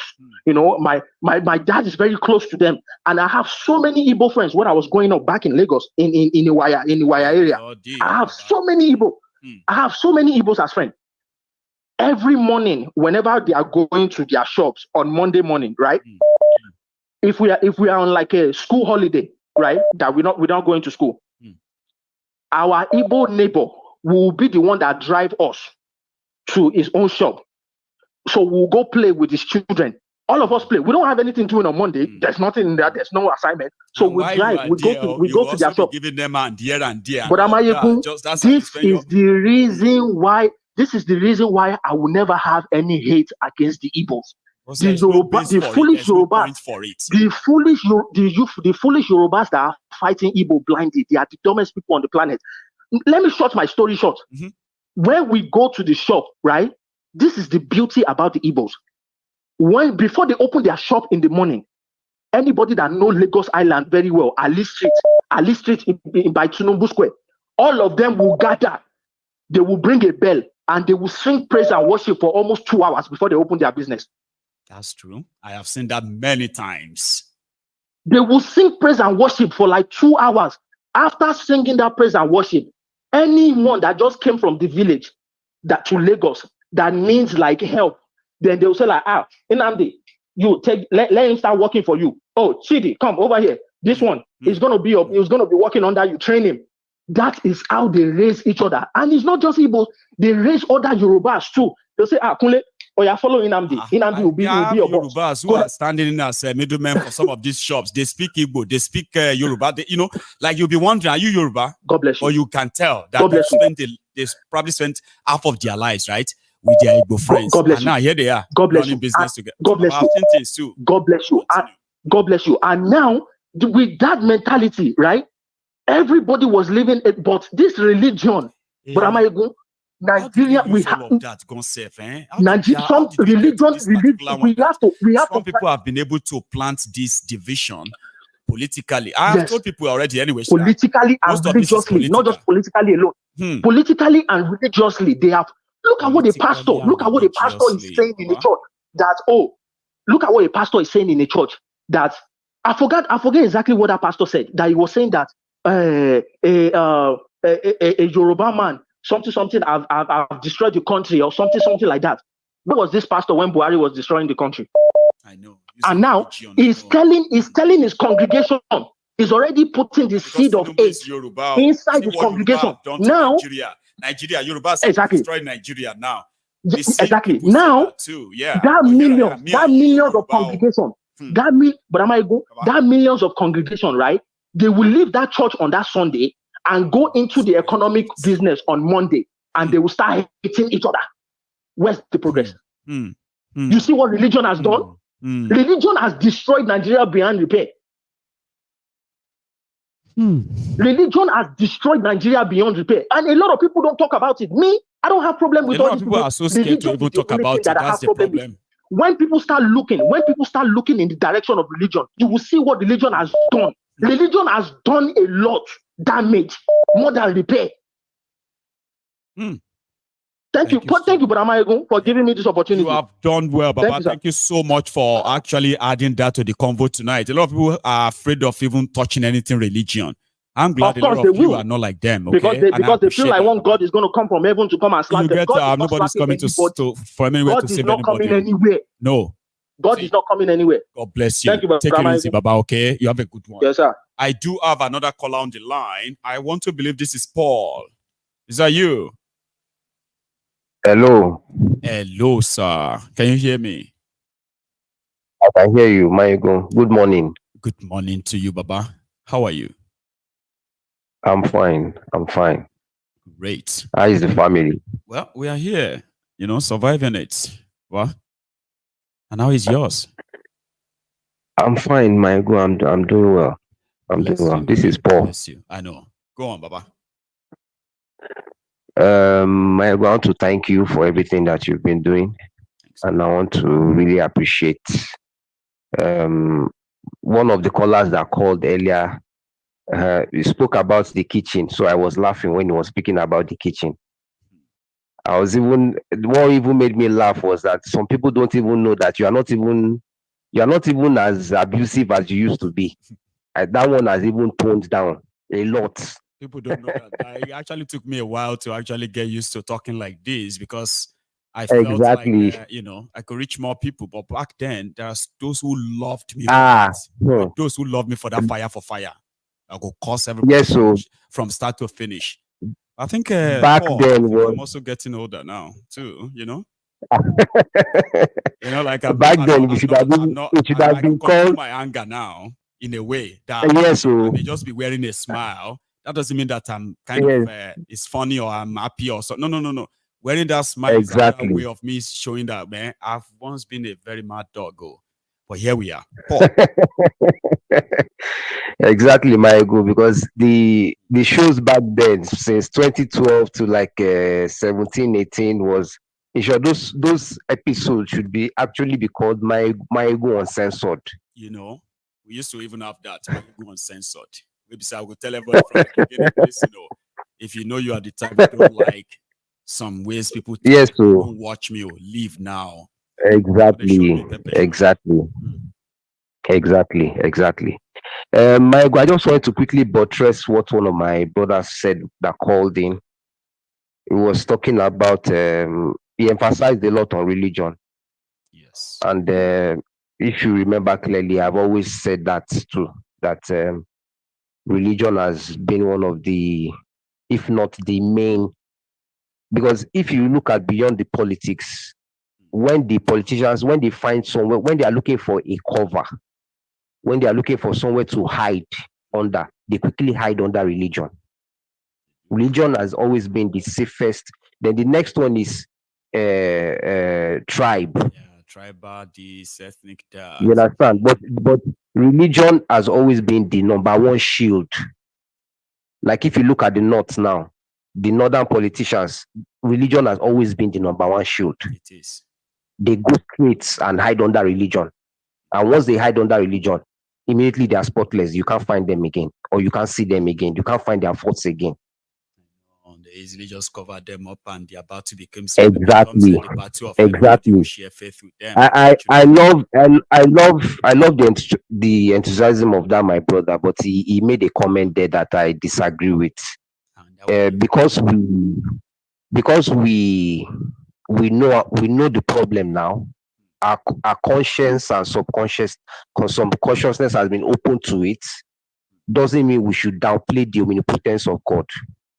We should downplay the omnipotence of Olodumare. No, we can't be making statements like God cannot fix it. No, that is wrong. We are downplaying might. Yes, that's why we Yorubas, we call him Olodumare. He can do whatever he wants. He does whatever he pleases. So please, don't use your passion. Don't use your anger to downplay his omnipotence, please. I understand your feeling. I understand the pain. I feel the same. The same way, if you can ask Maiyegun, there is no time I call. I always emphasize on religion. Yes. Religion is what has really crippled Africa, not even just Nigeria. So I just wanted to make that point, Maiyegun. I don't want to take time so that others can call in. Thank you. Paul. Yes, go on. So that's just the point I wanted to make, Maiyegun. Right. So You've made your point and all that. That's great, Paul. Thank you so much for calling Yeah. in, okay? And then you have Thank a you, wonderful Maiyegun. evening. I know it's already morning there, You too. right? So Yeah, it's thank morning, you so yeah. much, Paul, okay? And Yeah, then thank you, you Maiyegun. have a business, unfinished business, by the way, but I promise you, I've always been on top of it, okay? I will get back to you. No problem, Maiyegun. Nice one, Baba. No problem. So, I trust you. let's have another person on. I do have my brother, I believe, Chairman. Adeola. That must be you. Is that you? Baba Namir, na very quick fire one. How are you this I think I hope, Baba, I'm okay. Hopefully, I will not stay too long on this particular occasion. I think what I was just going to say regarding the clip you showed about Tinubu trying to cajole the Qatari investors, for me, I think it was very cringing. It was a very cringing moment. And the reason why I said that is because these people are trying to build a world whereby they will not live in. And they're not, taking into account the people that will live after them. So you are, how can I best describe this? They are trying to build a world whereby they will not live in. And they're not looking inwards, first of all. They're not looking inwards to support the young talent in that contraption. They're always looking outwards. And the cringing moment for me was when he mentioned the word balance sheets, trying to load, their investment, the external investors, balance sheet with the valuable resources, the mineral resources. That was for me a cringing moment. Like, why would you want to load? You should be offering them something they don't have. Don't go and offer them gas and oil and gas. Like, man, come on, man. It's not even the oil and gas, Baba. It's all the precious metals, all the rare earth metals. You want to load the investors.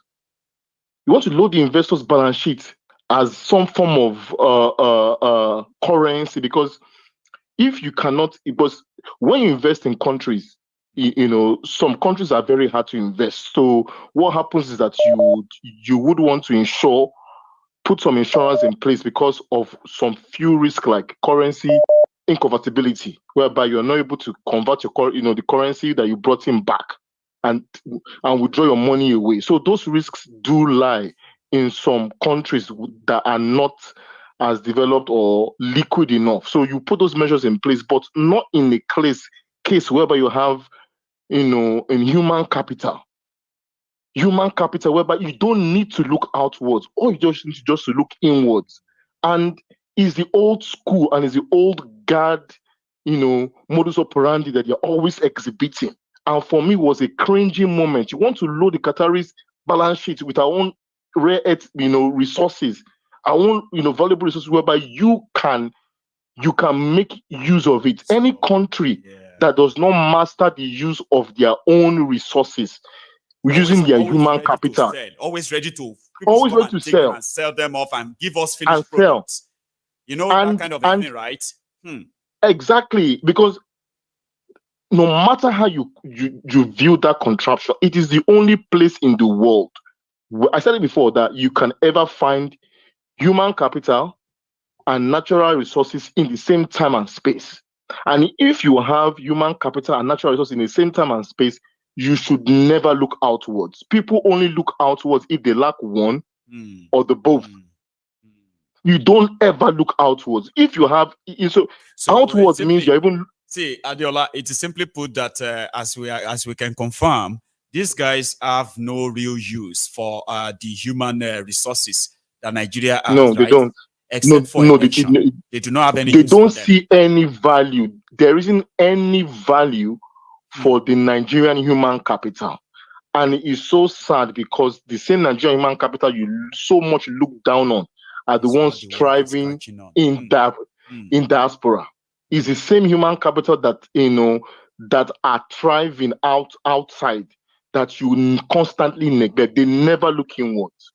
There's never a Marshall Plan. There's never any clear plan to hand over our resources to our people to master. If you cannot master how to use lithium, you cannot master how to use cobalt, you can't master how to use coltan and start deploying them. That is the real, because if an external investor, you will only come in, you have no loyalty, you will only want to make a profit by all means necessary.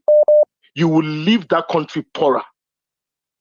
No country will ever bring their resources and give open it to outsiders and say, take. Baba, even the IP, it's the same problem US had with China under IPs. They would open a factory in China, US open factory in China, but they would not nest the IP in a Chinese company. It should not be domiciled. Because America is a really strong and they're already established institution or system. Do you know that decades of trying to game the system in America, cheap labor, moved so many American businesses to Asia? It tagged us cheap labor. And guess not what even the skilled Asians labor, benefited cheap from labor. that? They benefited from the expertise that American companies were bringing Baba, to the them. para tonight. And Baba, they the retain para those tonight. expertise in their countries. China can build just anything today. Baba the paragon. Baba the paragon. Cheap labor. He referred to us as cheap labor. Of how this wastage of human capital resources or so actually mean in true essence of it. If America knows strong, do you know how many steel companies, all these different factories, manufacturing companies that left America? Because Americans who are the resource of the human capital resource for America is so valued. An average American's value, if you want to operate a business in America, you will pay the value of an average American. And to a business, they continue looking to the east, to the Asia. Abi? And when they were looking to the Asian countries, right, they were improving their own human capital resources by developing them. Today, they are better off for it too. What exactly are we? Baba, we've not gained anything, Sha. I just remember nothing. We have offered the world different best brains, right? Like you said, in diaspora all over the place. But Nigeria has gained nothing. I cringe. Nothing. So those guys would just do the same thing. It's the same modus operandi they were doing ever since they were young people. They are doing to us now. So I sincerely hope that it does not go through, because we will be shortchanged and will be worse off. There isn't any clear pathway to lift any Nigerian hands up in this deal. It's just to use us as some form of beer bunny now, and they make money and they go. We are worse off. You cannot look internally. Baba, see, do you know how many engineering departments you have in that country? Honestly, people that have skills, tens of thousands of engineering graduates, of people that you can redefine their syllabus and make sure they are they are properly equipped to serve their country. Because in every country, Baba, you must have a certain number of engineers per 1,000 people for you to have any developed economy. Exactly. You must. If you miss that index, you can never develop. Because why? Engineers are your problem solvers. Yes. They solve problems. That's why we're talking on phone. It's an engineering solution. You can see on TV, everything is engineering solution. They are problem solvers out there for you to hear me or see me. And I can, Baba, if you look at the human capital they're meant to invest in and make sure we have correct schools and we have graduates that are fit for purpose, we have more engineering schools than Qatar itself put together with Dubai, joined together. All of them add them together. We have more. We have more engineering schools than them. And you go back there, you are begging with a begging bowl. And people are backing this guy. People are backing this guy. Maiyegun. Honestly. And there's there was one lady, I'll leave you with this one. There was one lady, an engineer that used to work for TFL. She went to work for Lagbos. They frustrated her life. Do you know where she's working? She's working in Saudi. She's the head of their transport there on that NEOM, that new city they want to build. Wow. And there are numerous Nigerian talents. Many like that who have Men similar like that. experiences, See, lost to the rest of the world, doing well. I mean, doing wonders. the woman came. The Why woman Nigeria came to Nigeria because she came to Lagos to come and say, I'm loyal.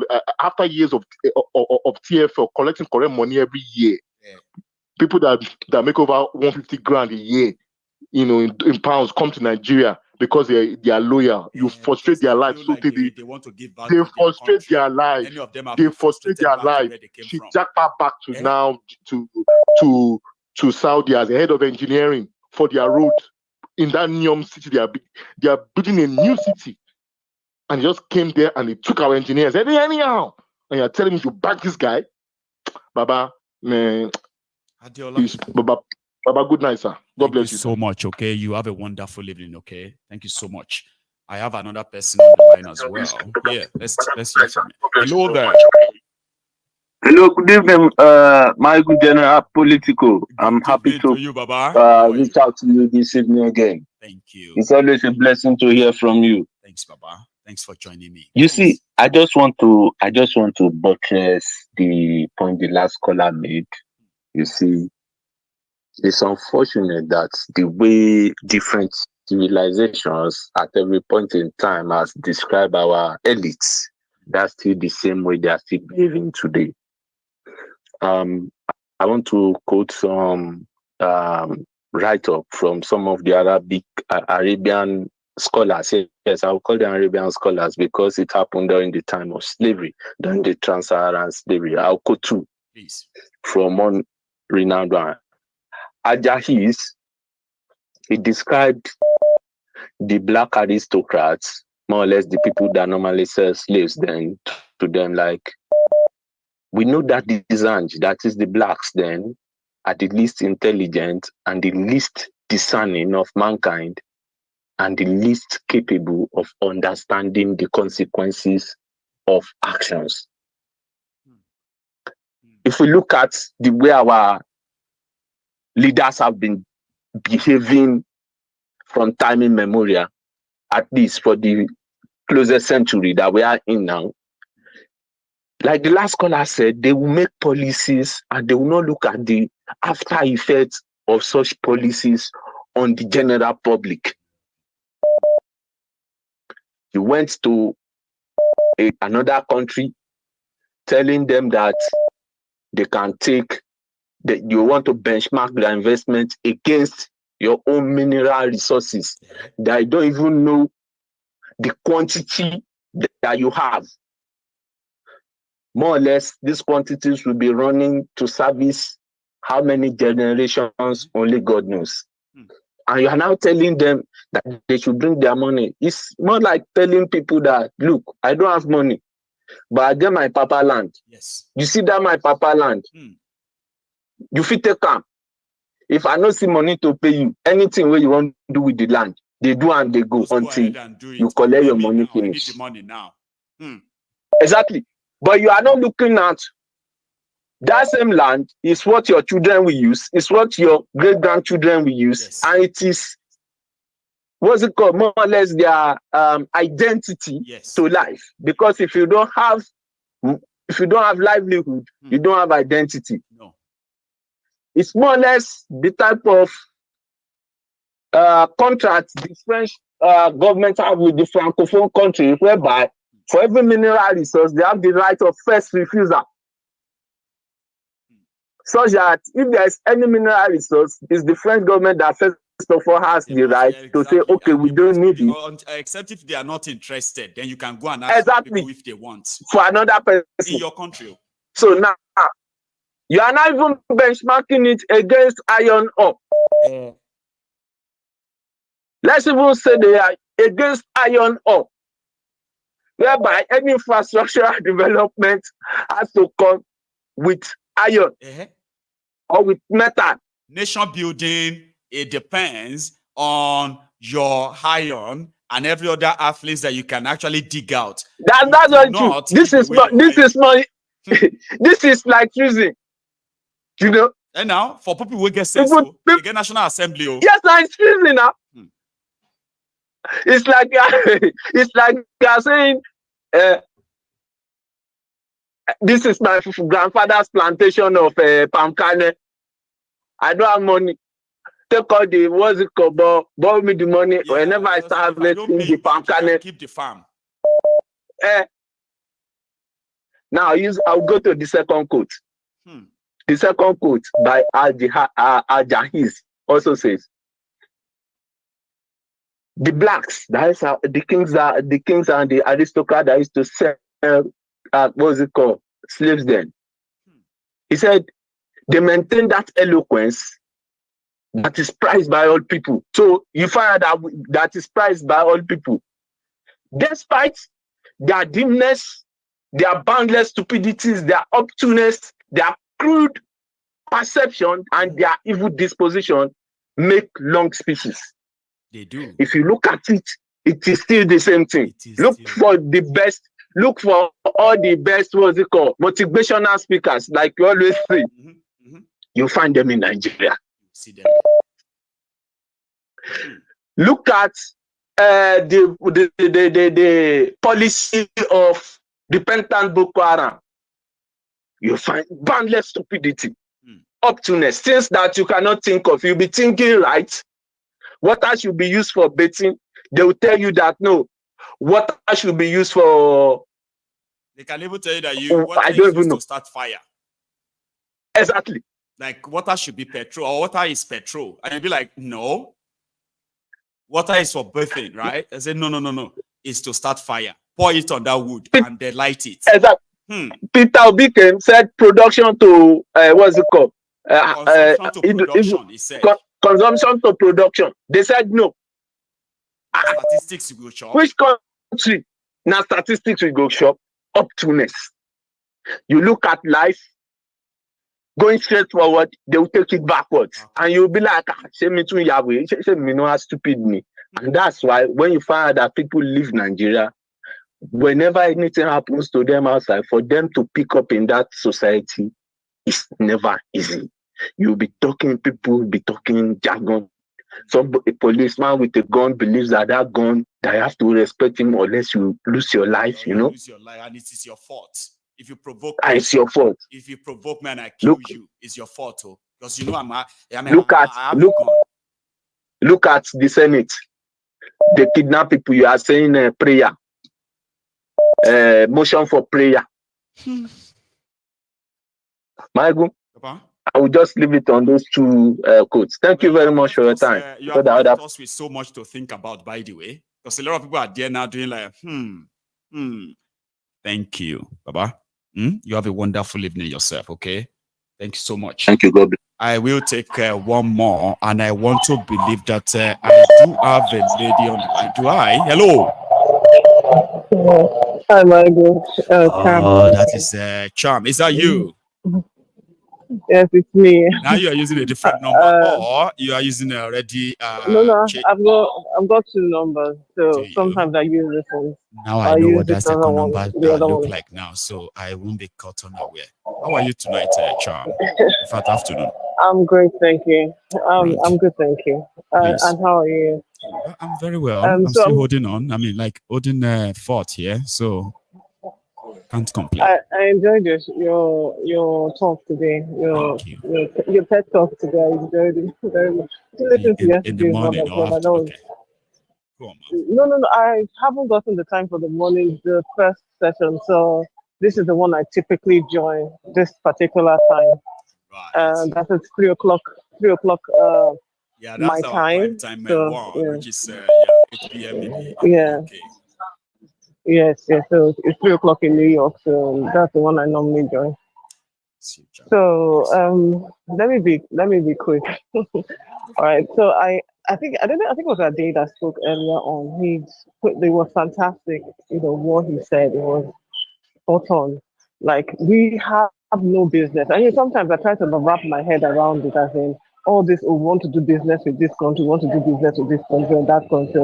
We haven't finished doing business with ourselves. We haven't finished utilizing our own human capital or the what they call it, the natural resources that we have, that we're talking about doing business with other countries. There's so much. When I think about just if you take one like one resource, right? and magnify what can be done with that one resource. And magnify what can be done with that one resource. You'll be surprised at how many industries that you are able to generate. Say, take granules for example, right? People eat it, people use the oil, pharmaceutical companies use the oil. So imagine the number of people that can be employed in various industries on just one granite. Do you understand? Not to talk of the multitude of other resources that we have. Nigeria has no business. That region has no business. I don't want to call it Nigeria because I'm fed up of calling it that entity. That region has no business being poor or being the way it is. It has the capacity to be, a giver of nations or a solver of problems.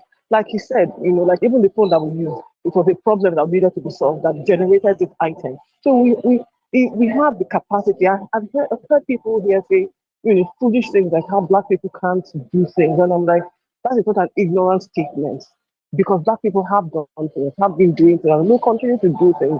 But when we have leaders like this, we showcase to the world. That's where people can be justified in saying stupid, making stupid comments like that. And he's also right in the fact that religion is part of the problem. And I dare to say that we are really not worshiping God in that country, as far as I'm concerned. We're worshiping something else. Because God, and I also want to say, that God has the ability to do all things and everything. He knows how to step out of the ordinary to do the extraordinary. But he has also given us the ability, right, to do things for ourselves. The capacity to do things for ourselves. That's what we heard. Absolutely. Absolutely. Even if he's going to do what man is able to do, that is, extraordinary. It might be a unique case. Do you understand? But when we have been given the ability to solve our own problems, there is no reason for us to be shouting. Humans have explored. Humans have broken barriers. Okay, having a road, having a motorable road, 24 hours electricity, a working healthcare system, working security system. All these are man-made. We don't need God to come and give us vision on how to do them anymore. Listen, Maiyegun, like I say, we are not serving God. I don't know what we're doing in that country. Because we can sit down and study the word of God and try to be like Christ, in a way that is not about, oh God, give me money for food, give me money for light, give us money let us help us to, have good roads, let the riches and the wizards not come and kill us in the. When things are working properly, nobody is going to be lining up and screaming at the top of their lungs and, asking God to do the things that we are able to do for ourselves. That's the problem that we have here now. As a youth, we pray for Nigeria in distress. I'm not quite sure what we'll be praying for now, because Nigeria it has passed more than distress. It has gone somewhere else, So we again, like I said, we have the capacity to solve our own problems, and I think we just keep saying we have the capacity to solve our own problems. And again, like everyone has said on this platform, religion is part of the biggest problem that we have. And our inability as people to call out even our religious leaders and tell them, what, enough of your bullshit and enough of your nonsense. You're either going to tell us what we need to. You either tell us the truth, or you get off this, or you get off this podium. Okay? Don't stop holding us down for them. Stop. Exactly. Stop holding us down for them. But the problem is also us as people, because as many of us here on the temple who have acknowledged and admit that the problem is religion, how many of us go to Sunday and go to the churches on a Sunday, or go to the mosque on a Friday and challenge our religious leaders to do the right thing? How many of us will do it? We heard it today, but how many of us are going to hand on our heart, go to our churches today and talk to our pastors? How many of us are not really scared? It's only when you are the temple of truth that you say to yourself, I'm not scared of them. I'm not scared of anything. Exactly. Are you sure you're not really scared of them when you are in their presence? I'm talking about those Jews. Let me see whether the change that we're looking for is going to start after today that we talked on this platform, where all of us have agreed and said that, religion is a problem. Let me see how many of us will go to church on a Sunday and challenge those our leaders and say, okay, enough of this nonsense. Challenge your mothers and your fathers and Mama Gio. Do not keep quiet while you are being misled or being led by your nose, right? Because at the end of the day, right, all of us are going to share in the consequences of either our actions or our inactions. Because the same act, see, when we take action, right, is similar to us not taking action too. You know, there are people who have kept quiet in the face of this brazen oppression and all of that. They kept quiet. Which your silence is what? Is an agreement with the oppression. So not doing something too is also what? Because sometimes we will say people's silence are so loud. Yeah, we can hear it so loud. From a mile away. So absolutely, doing nothing means doing something. Because what you're saying is that yes, I agree with what you're doing because you haven't stepped out. Absolutely. Anyway, like I don't want to take too much of your time, but again, continue to do the good work that you do. But my challenge is to the people, all of us who are listening on this temple, let us not just be talkers. Let us start doing the work. Do not just be talky, try and be the doing. All of us are challenged. Nobody is going to do anything for us. It's either we roll up our sleeves and get ourselves ready, or we cannot continue to pretend that we are waiting for somebody to do it for us. But Charm, my own final says that nobody is needed to be told what to do. Every one of us, right, we do what we have to do the moment we know that we do not have any other option anymore. Charm, say me well to those kids, okay? And you have a wonderful weekend yourself, okay? Thank you so much, man. Now that's Lady Charm. I'm going to take one more call, and that should be us for the evening. Now, we are not too many tonight, which is kind of a plus for some of you who wanted to be part of this tonight. I am so sorry that if you are still dialing and you're unable to get through, that is because we are almost done. But let's hear this first. Hello. Hello, good evening, Maiyegun. Good evening to you, Baba. How are you? I'm good. I'm always the last one, so I'm not. So you are like the big masquerade that dances last. Now let's see how it goes, Baba. How are you tonight, by the way? Yeah, I'm good. It's very well from you, sir. Great. Go on, Baba. Yeah. I joined the broadcast today. You might need to move the phone to your mouth in case, because it seems that you're like far away from the phone. I wouldn't know why. Do you mind? Okay. Yeah, it seems like the phone is on speaker, is on the table, and you are far from. I'm not sure. I don't know why, but maybe a little bit closer. Could be louder. It's all right. Can you hear me now? Oh, this is better. Far better. All right. Whatever you did, right? Please keep it that way. All of us can hear you, sir. Go on. All right. So I joined the broadcast late because I came in late from work. Bless you. This is Ferdinand from Newcastle. Ferdinand from Newcastle. Thank you, man. Go on anyway. Yeah. Say something. Yeah. So I'll just be brief so you can round up because I know you're already rounding up.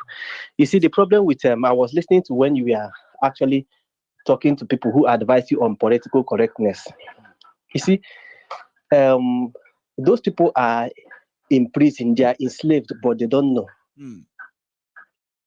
You know, there is a book I read. There was this book I read, Physical Imprisonment and Mental Imprisonment. You see, when you put a man in jail, you've put him you've entrapped him like physically. So he knows he's in jail, and the only way to get out from that prison is to break out and run away for his life and flee away. But you see, when you actually put a man in psychological imprisonment, like by twisting his head and making him see things from a different perspective, and you try to control his reasoning with religion or politics or something, that one is even worse than putting somebody in jail, because that person can never break out of that prison, even if you're trying to help him. That is the worst one, right? You remember what that is the worst one, yeah. Quote, right? There is this quote of why can't I remember her name? Henrietta or something, right? That said, I saved many slaves, but I could have saved more only if those people knew they were slaves. The problem, psychological slavery, is that the slavery is not with chains. You don't even know. It's not physical. Yes, it's not physical. Thank you, exactly. And they don't even know they are enslaved. They do not know. That's what she said. She said, I could have saved more only if they knew they were slaves. Exactly. Now that brings me to my contribution this night. Please. I used to be like that until I got out of Nigeria. When I arrived in the UK, I started looking at how the whole place was structured and how the whole system is working. We are both in the UK. You know, they still use their Royal Mail. That's like their post office. They do, Baba. They will never sell it, ever. Yeah, they still use their Royal Mail. Royal Mail. Exactly. Royal Mail has been in existence for over 200 years. Royal Mail has been in existence for 300 and something years. That is true. But you remember that our own post office, we get independence in 1960. Our own post office was sent home by just GSM. Just text messages just came out. People stopped writing data, and the government couldn't even revive that sector, and they just left it like that. Let's even a lot of things that if they could successfully map Nigeria, Nigerian streets, and you can send their post and you can track it to those streets. They've not been able to do that for 63 years. They've not been able to for 63 years. Not just that, for 63 years, we've been selling crude oil without any account. If Nigeria is a businessman, he's a total failure. It is. Because you cannot be doing a business for 63 years. You sell billions of dollars of worth of crude oil, and you don't even have any money to show for it. Bring those records out now, and anybody will be able. Meanwhile, right? If you have any, if you ask them to bring the record out, they will go and set an office admin, set it on fire, and tell you that the record got destroyed.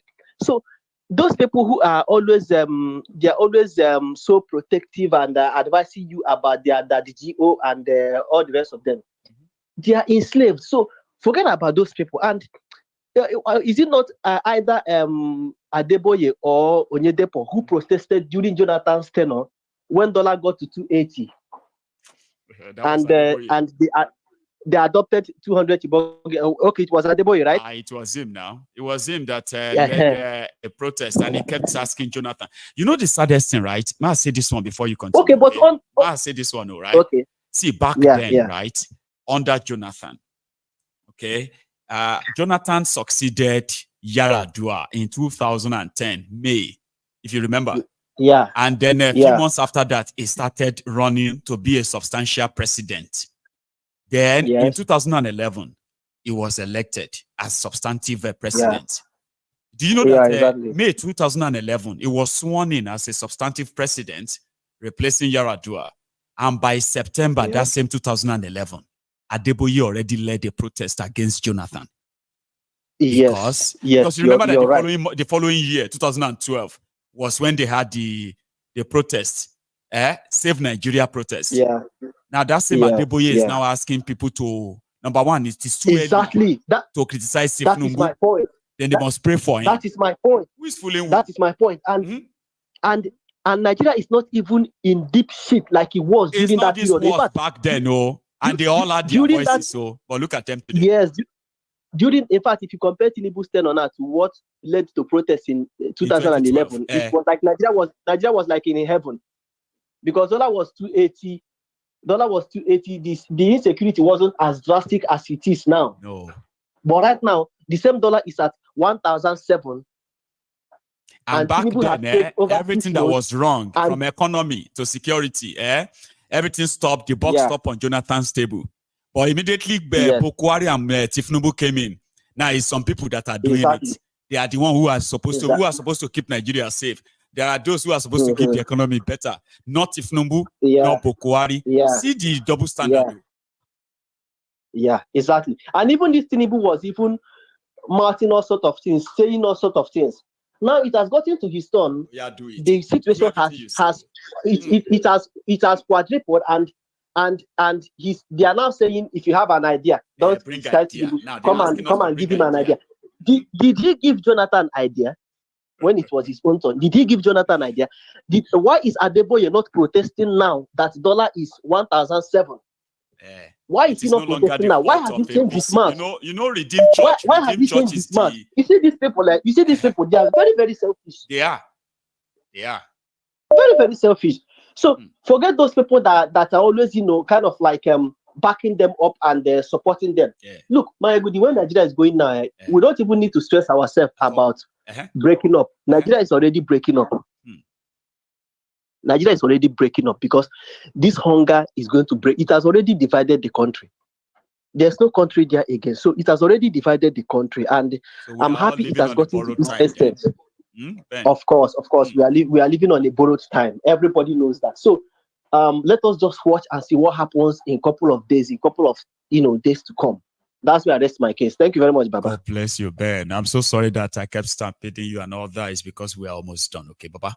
I appreciate this. It's okay. It's okay. Yeah, it's okay. Thank you very much. Nice one, man. Thank you. You too. So that's Bernard from Newcastle. The program tonight has been interesting, you will say. A lot of people have made a lot of contributions. So if you joined us midway, I do advise you to please try and watch this from the beginning again. Okay, and to everybody who sort of stayed till this time, I want to say thank you. I am going to see you again tomorrow. It is what it is. Stay safe. Take it easy. And please save your money. Those of you who are going to be sending the money, sometimes you probably do not know you are helping these criminals that has no single plan for the entire people in that contraption. Okay. But yes, may we live long enough to witness how this ends. But for what it is, I have done my part tonight. I will see you again. But until I see you then, do not stop watching Maiyegun. Have a wonderful evening. And even a more better weekend. I'll see you again. Good night.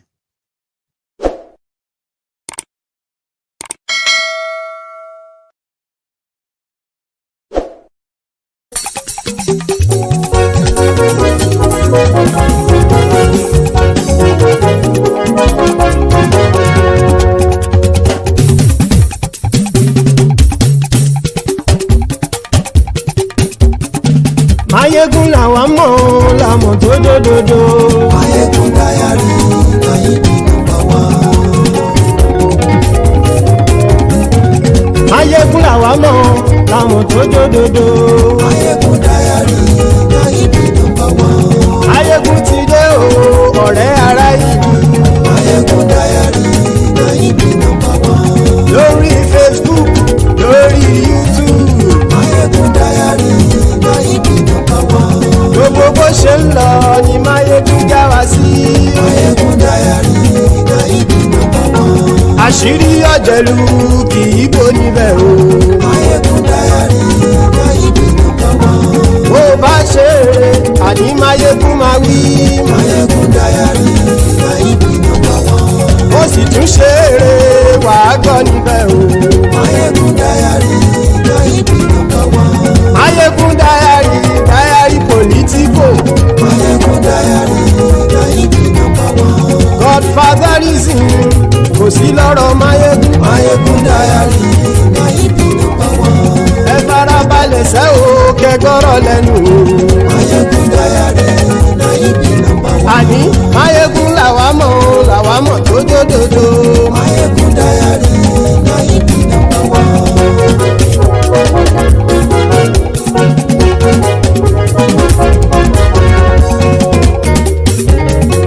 Àní ẹ̀sùn rákì. Maiyegun ti dé. Maiyegun ti dé. Ọ̀jẹ̀lú ẹ̀sùn rákì. Maiyegun ti dé. Àní ẹ̀sùn rákì. Maiyegun ti dé. Lórí Facebook. Maiyegun ti dé. Àní ẹ̀sùn rákì.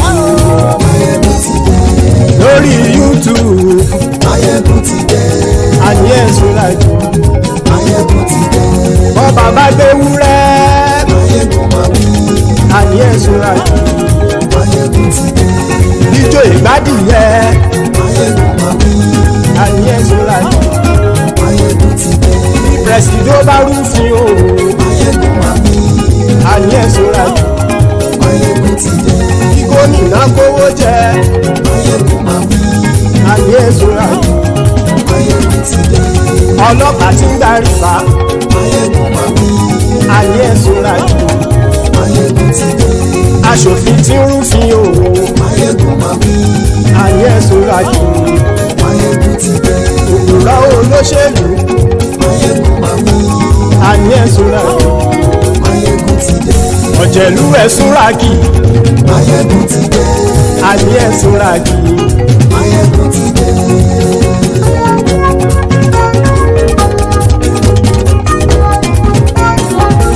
Maiyegun ti dé. Gbogbo ọ̀jẹ̀lú ẹ̀sùn ràkì. Maiyegun ti dé. Gbogbo ọ̀jẹ̀lú ẹ̀sùn ràkì. Ṣùgbọ́n ní bá ti ṣe èyí tó yẹ kí wọ́n ṣe, ọmọ bá dèrò ní fi wọ́n níran o. Maiyegun ti dé. Gbogbo ọ̀jẹ̀lú ẹ̀sùn ràkì. Maiyegun ti dé. Gbogbo ọ̀jẹ̀lú ẹ̀sùn ràkì. Ṣùgbọ́n ní bá ti ṣe èyí tó yẹ kí wọ́n ṣe, ọmọ bá dèrò ní fi wọ́n níran. Wọ́n fowó bẹ́ẹ̀ o, Maiyegun ó sọ pé wọ́n ò bẹ́ẹ̀. Wọ́n fowó bẹ́ẹ̀, Maiyegun ó sọ pé wọ́n ò bẹ́ẹ̀. Oníkan ṣáàtì ṣe èyí tó yẹ kí wọ́n ṣe, fáwọn ará ìlú tó gbé wọn débẹ̀ o. Maiyegun ti dé. Gbogbo ọ̀jẹ̀lú ẹ̀sùn ràkì. Maiyegun ti dé. Gbogbo ọ̀jẹ̀lú ẹ̀sùn ràkì. Ṣùgbọ́n ní bá ti ṣe yìí tó yẹ kí wọ́n ṣe, ọmọ bá dẹ́rọ̀ òní fi wọ́n níran. Kì máa yí ṣeré, ọ̀rọ̀ yìí kì í ṣẹ̀fẹ̀. Kì máa yí ṣeré, ọ̀rọ̀ yìí kì í ṣẹ̀fẹ̀. Ẹni bá ti lè lẹ́bọ̀ lẹ́rù o, ọmọ bá dèrò kàṣàyè tú wọn síta. Maiyegun ti dé. Gbogbo ọ̀jẹ̀lú ẹ̀sùn ràkì. Maiyegun ti dé. Gbogbo ọ̀jẹ̀lú ẹ̀sùn ràkì. Ṣùgbọ́n ní bá ti ṣe yìí tó yẹ kí wọ́n ṣe, ọmọ bá dẹ́rọ̀ òní fi wọ́n níran. Tẹnitẹni ọmọ Maiyegun ọ̀rẹ́ ara ìlú mọ̀mọ́ ni mo fọlọ́run ṣọ́ ẹ̀ bá kìlẹ́bù. Lóòótọ́ olódodo ìlú ọ̀tá ìlú mọ̀mọ́ ni ìwọ ṣá máa ń ṣọ́ra kò sì mọ́ bẹ̀rù. Bọ́tà ń lè rí bóníṣègùn lé káwọn mọ̀mọ́ fi ṣera wọn ni ó ti dẹrùn tí wọn ò gbọ́dọ̀ sì mọ́bẹ̀. Èèpo ọ̀bọ lọmọ bá dérò tàjẹ́ ò gbọ́dọ̀ jẹ́, ó ti dọba lórí àbínú ẹni kò sì mọ́ bùyà. Àìsíwọ́lú ní ẹnìkẹ́ ìgbódì ẹyin lábàrá o, ó kó ẹni tó bá dán o àkàmù. Maiyegun ti dé. Gbogbo ọ̀jẹ̀lú ẹ̀sùn ràkì. Maiyegun ti dé. Gbogbo ọ̀jẹ̀lú ẹ̀sùn ràkì o. Ẹni bá ti ṣe èyí tó yẹ kí wọ́n ṣe, ọmọ bá dèrò òní fi wọ́n níran o. Maiyegun ti dé. Gbogbo ọ̀jẹ̀lú ẹ̀sùn ràkì. Maiyegun ti dé. Gbogbo ọ̀jẹ̀lú ẹ̀sùn ràkì. Ṣùgbọ́n ní bá ti ṣe yìí tó yẹ kí wọ́n ṣe, ọmọ bá dẹ́rọ̀ òní fi wọ́n níran.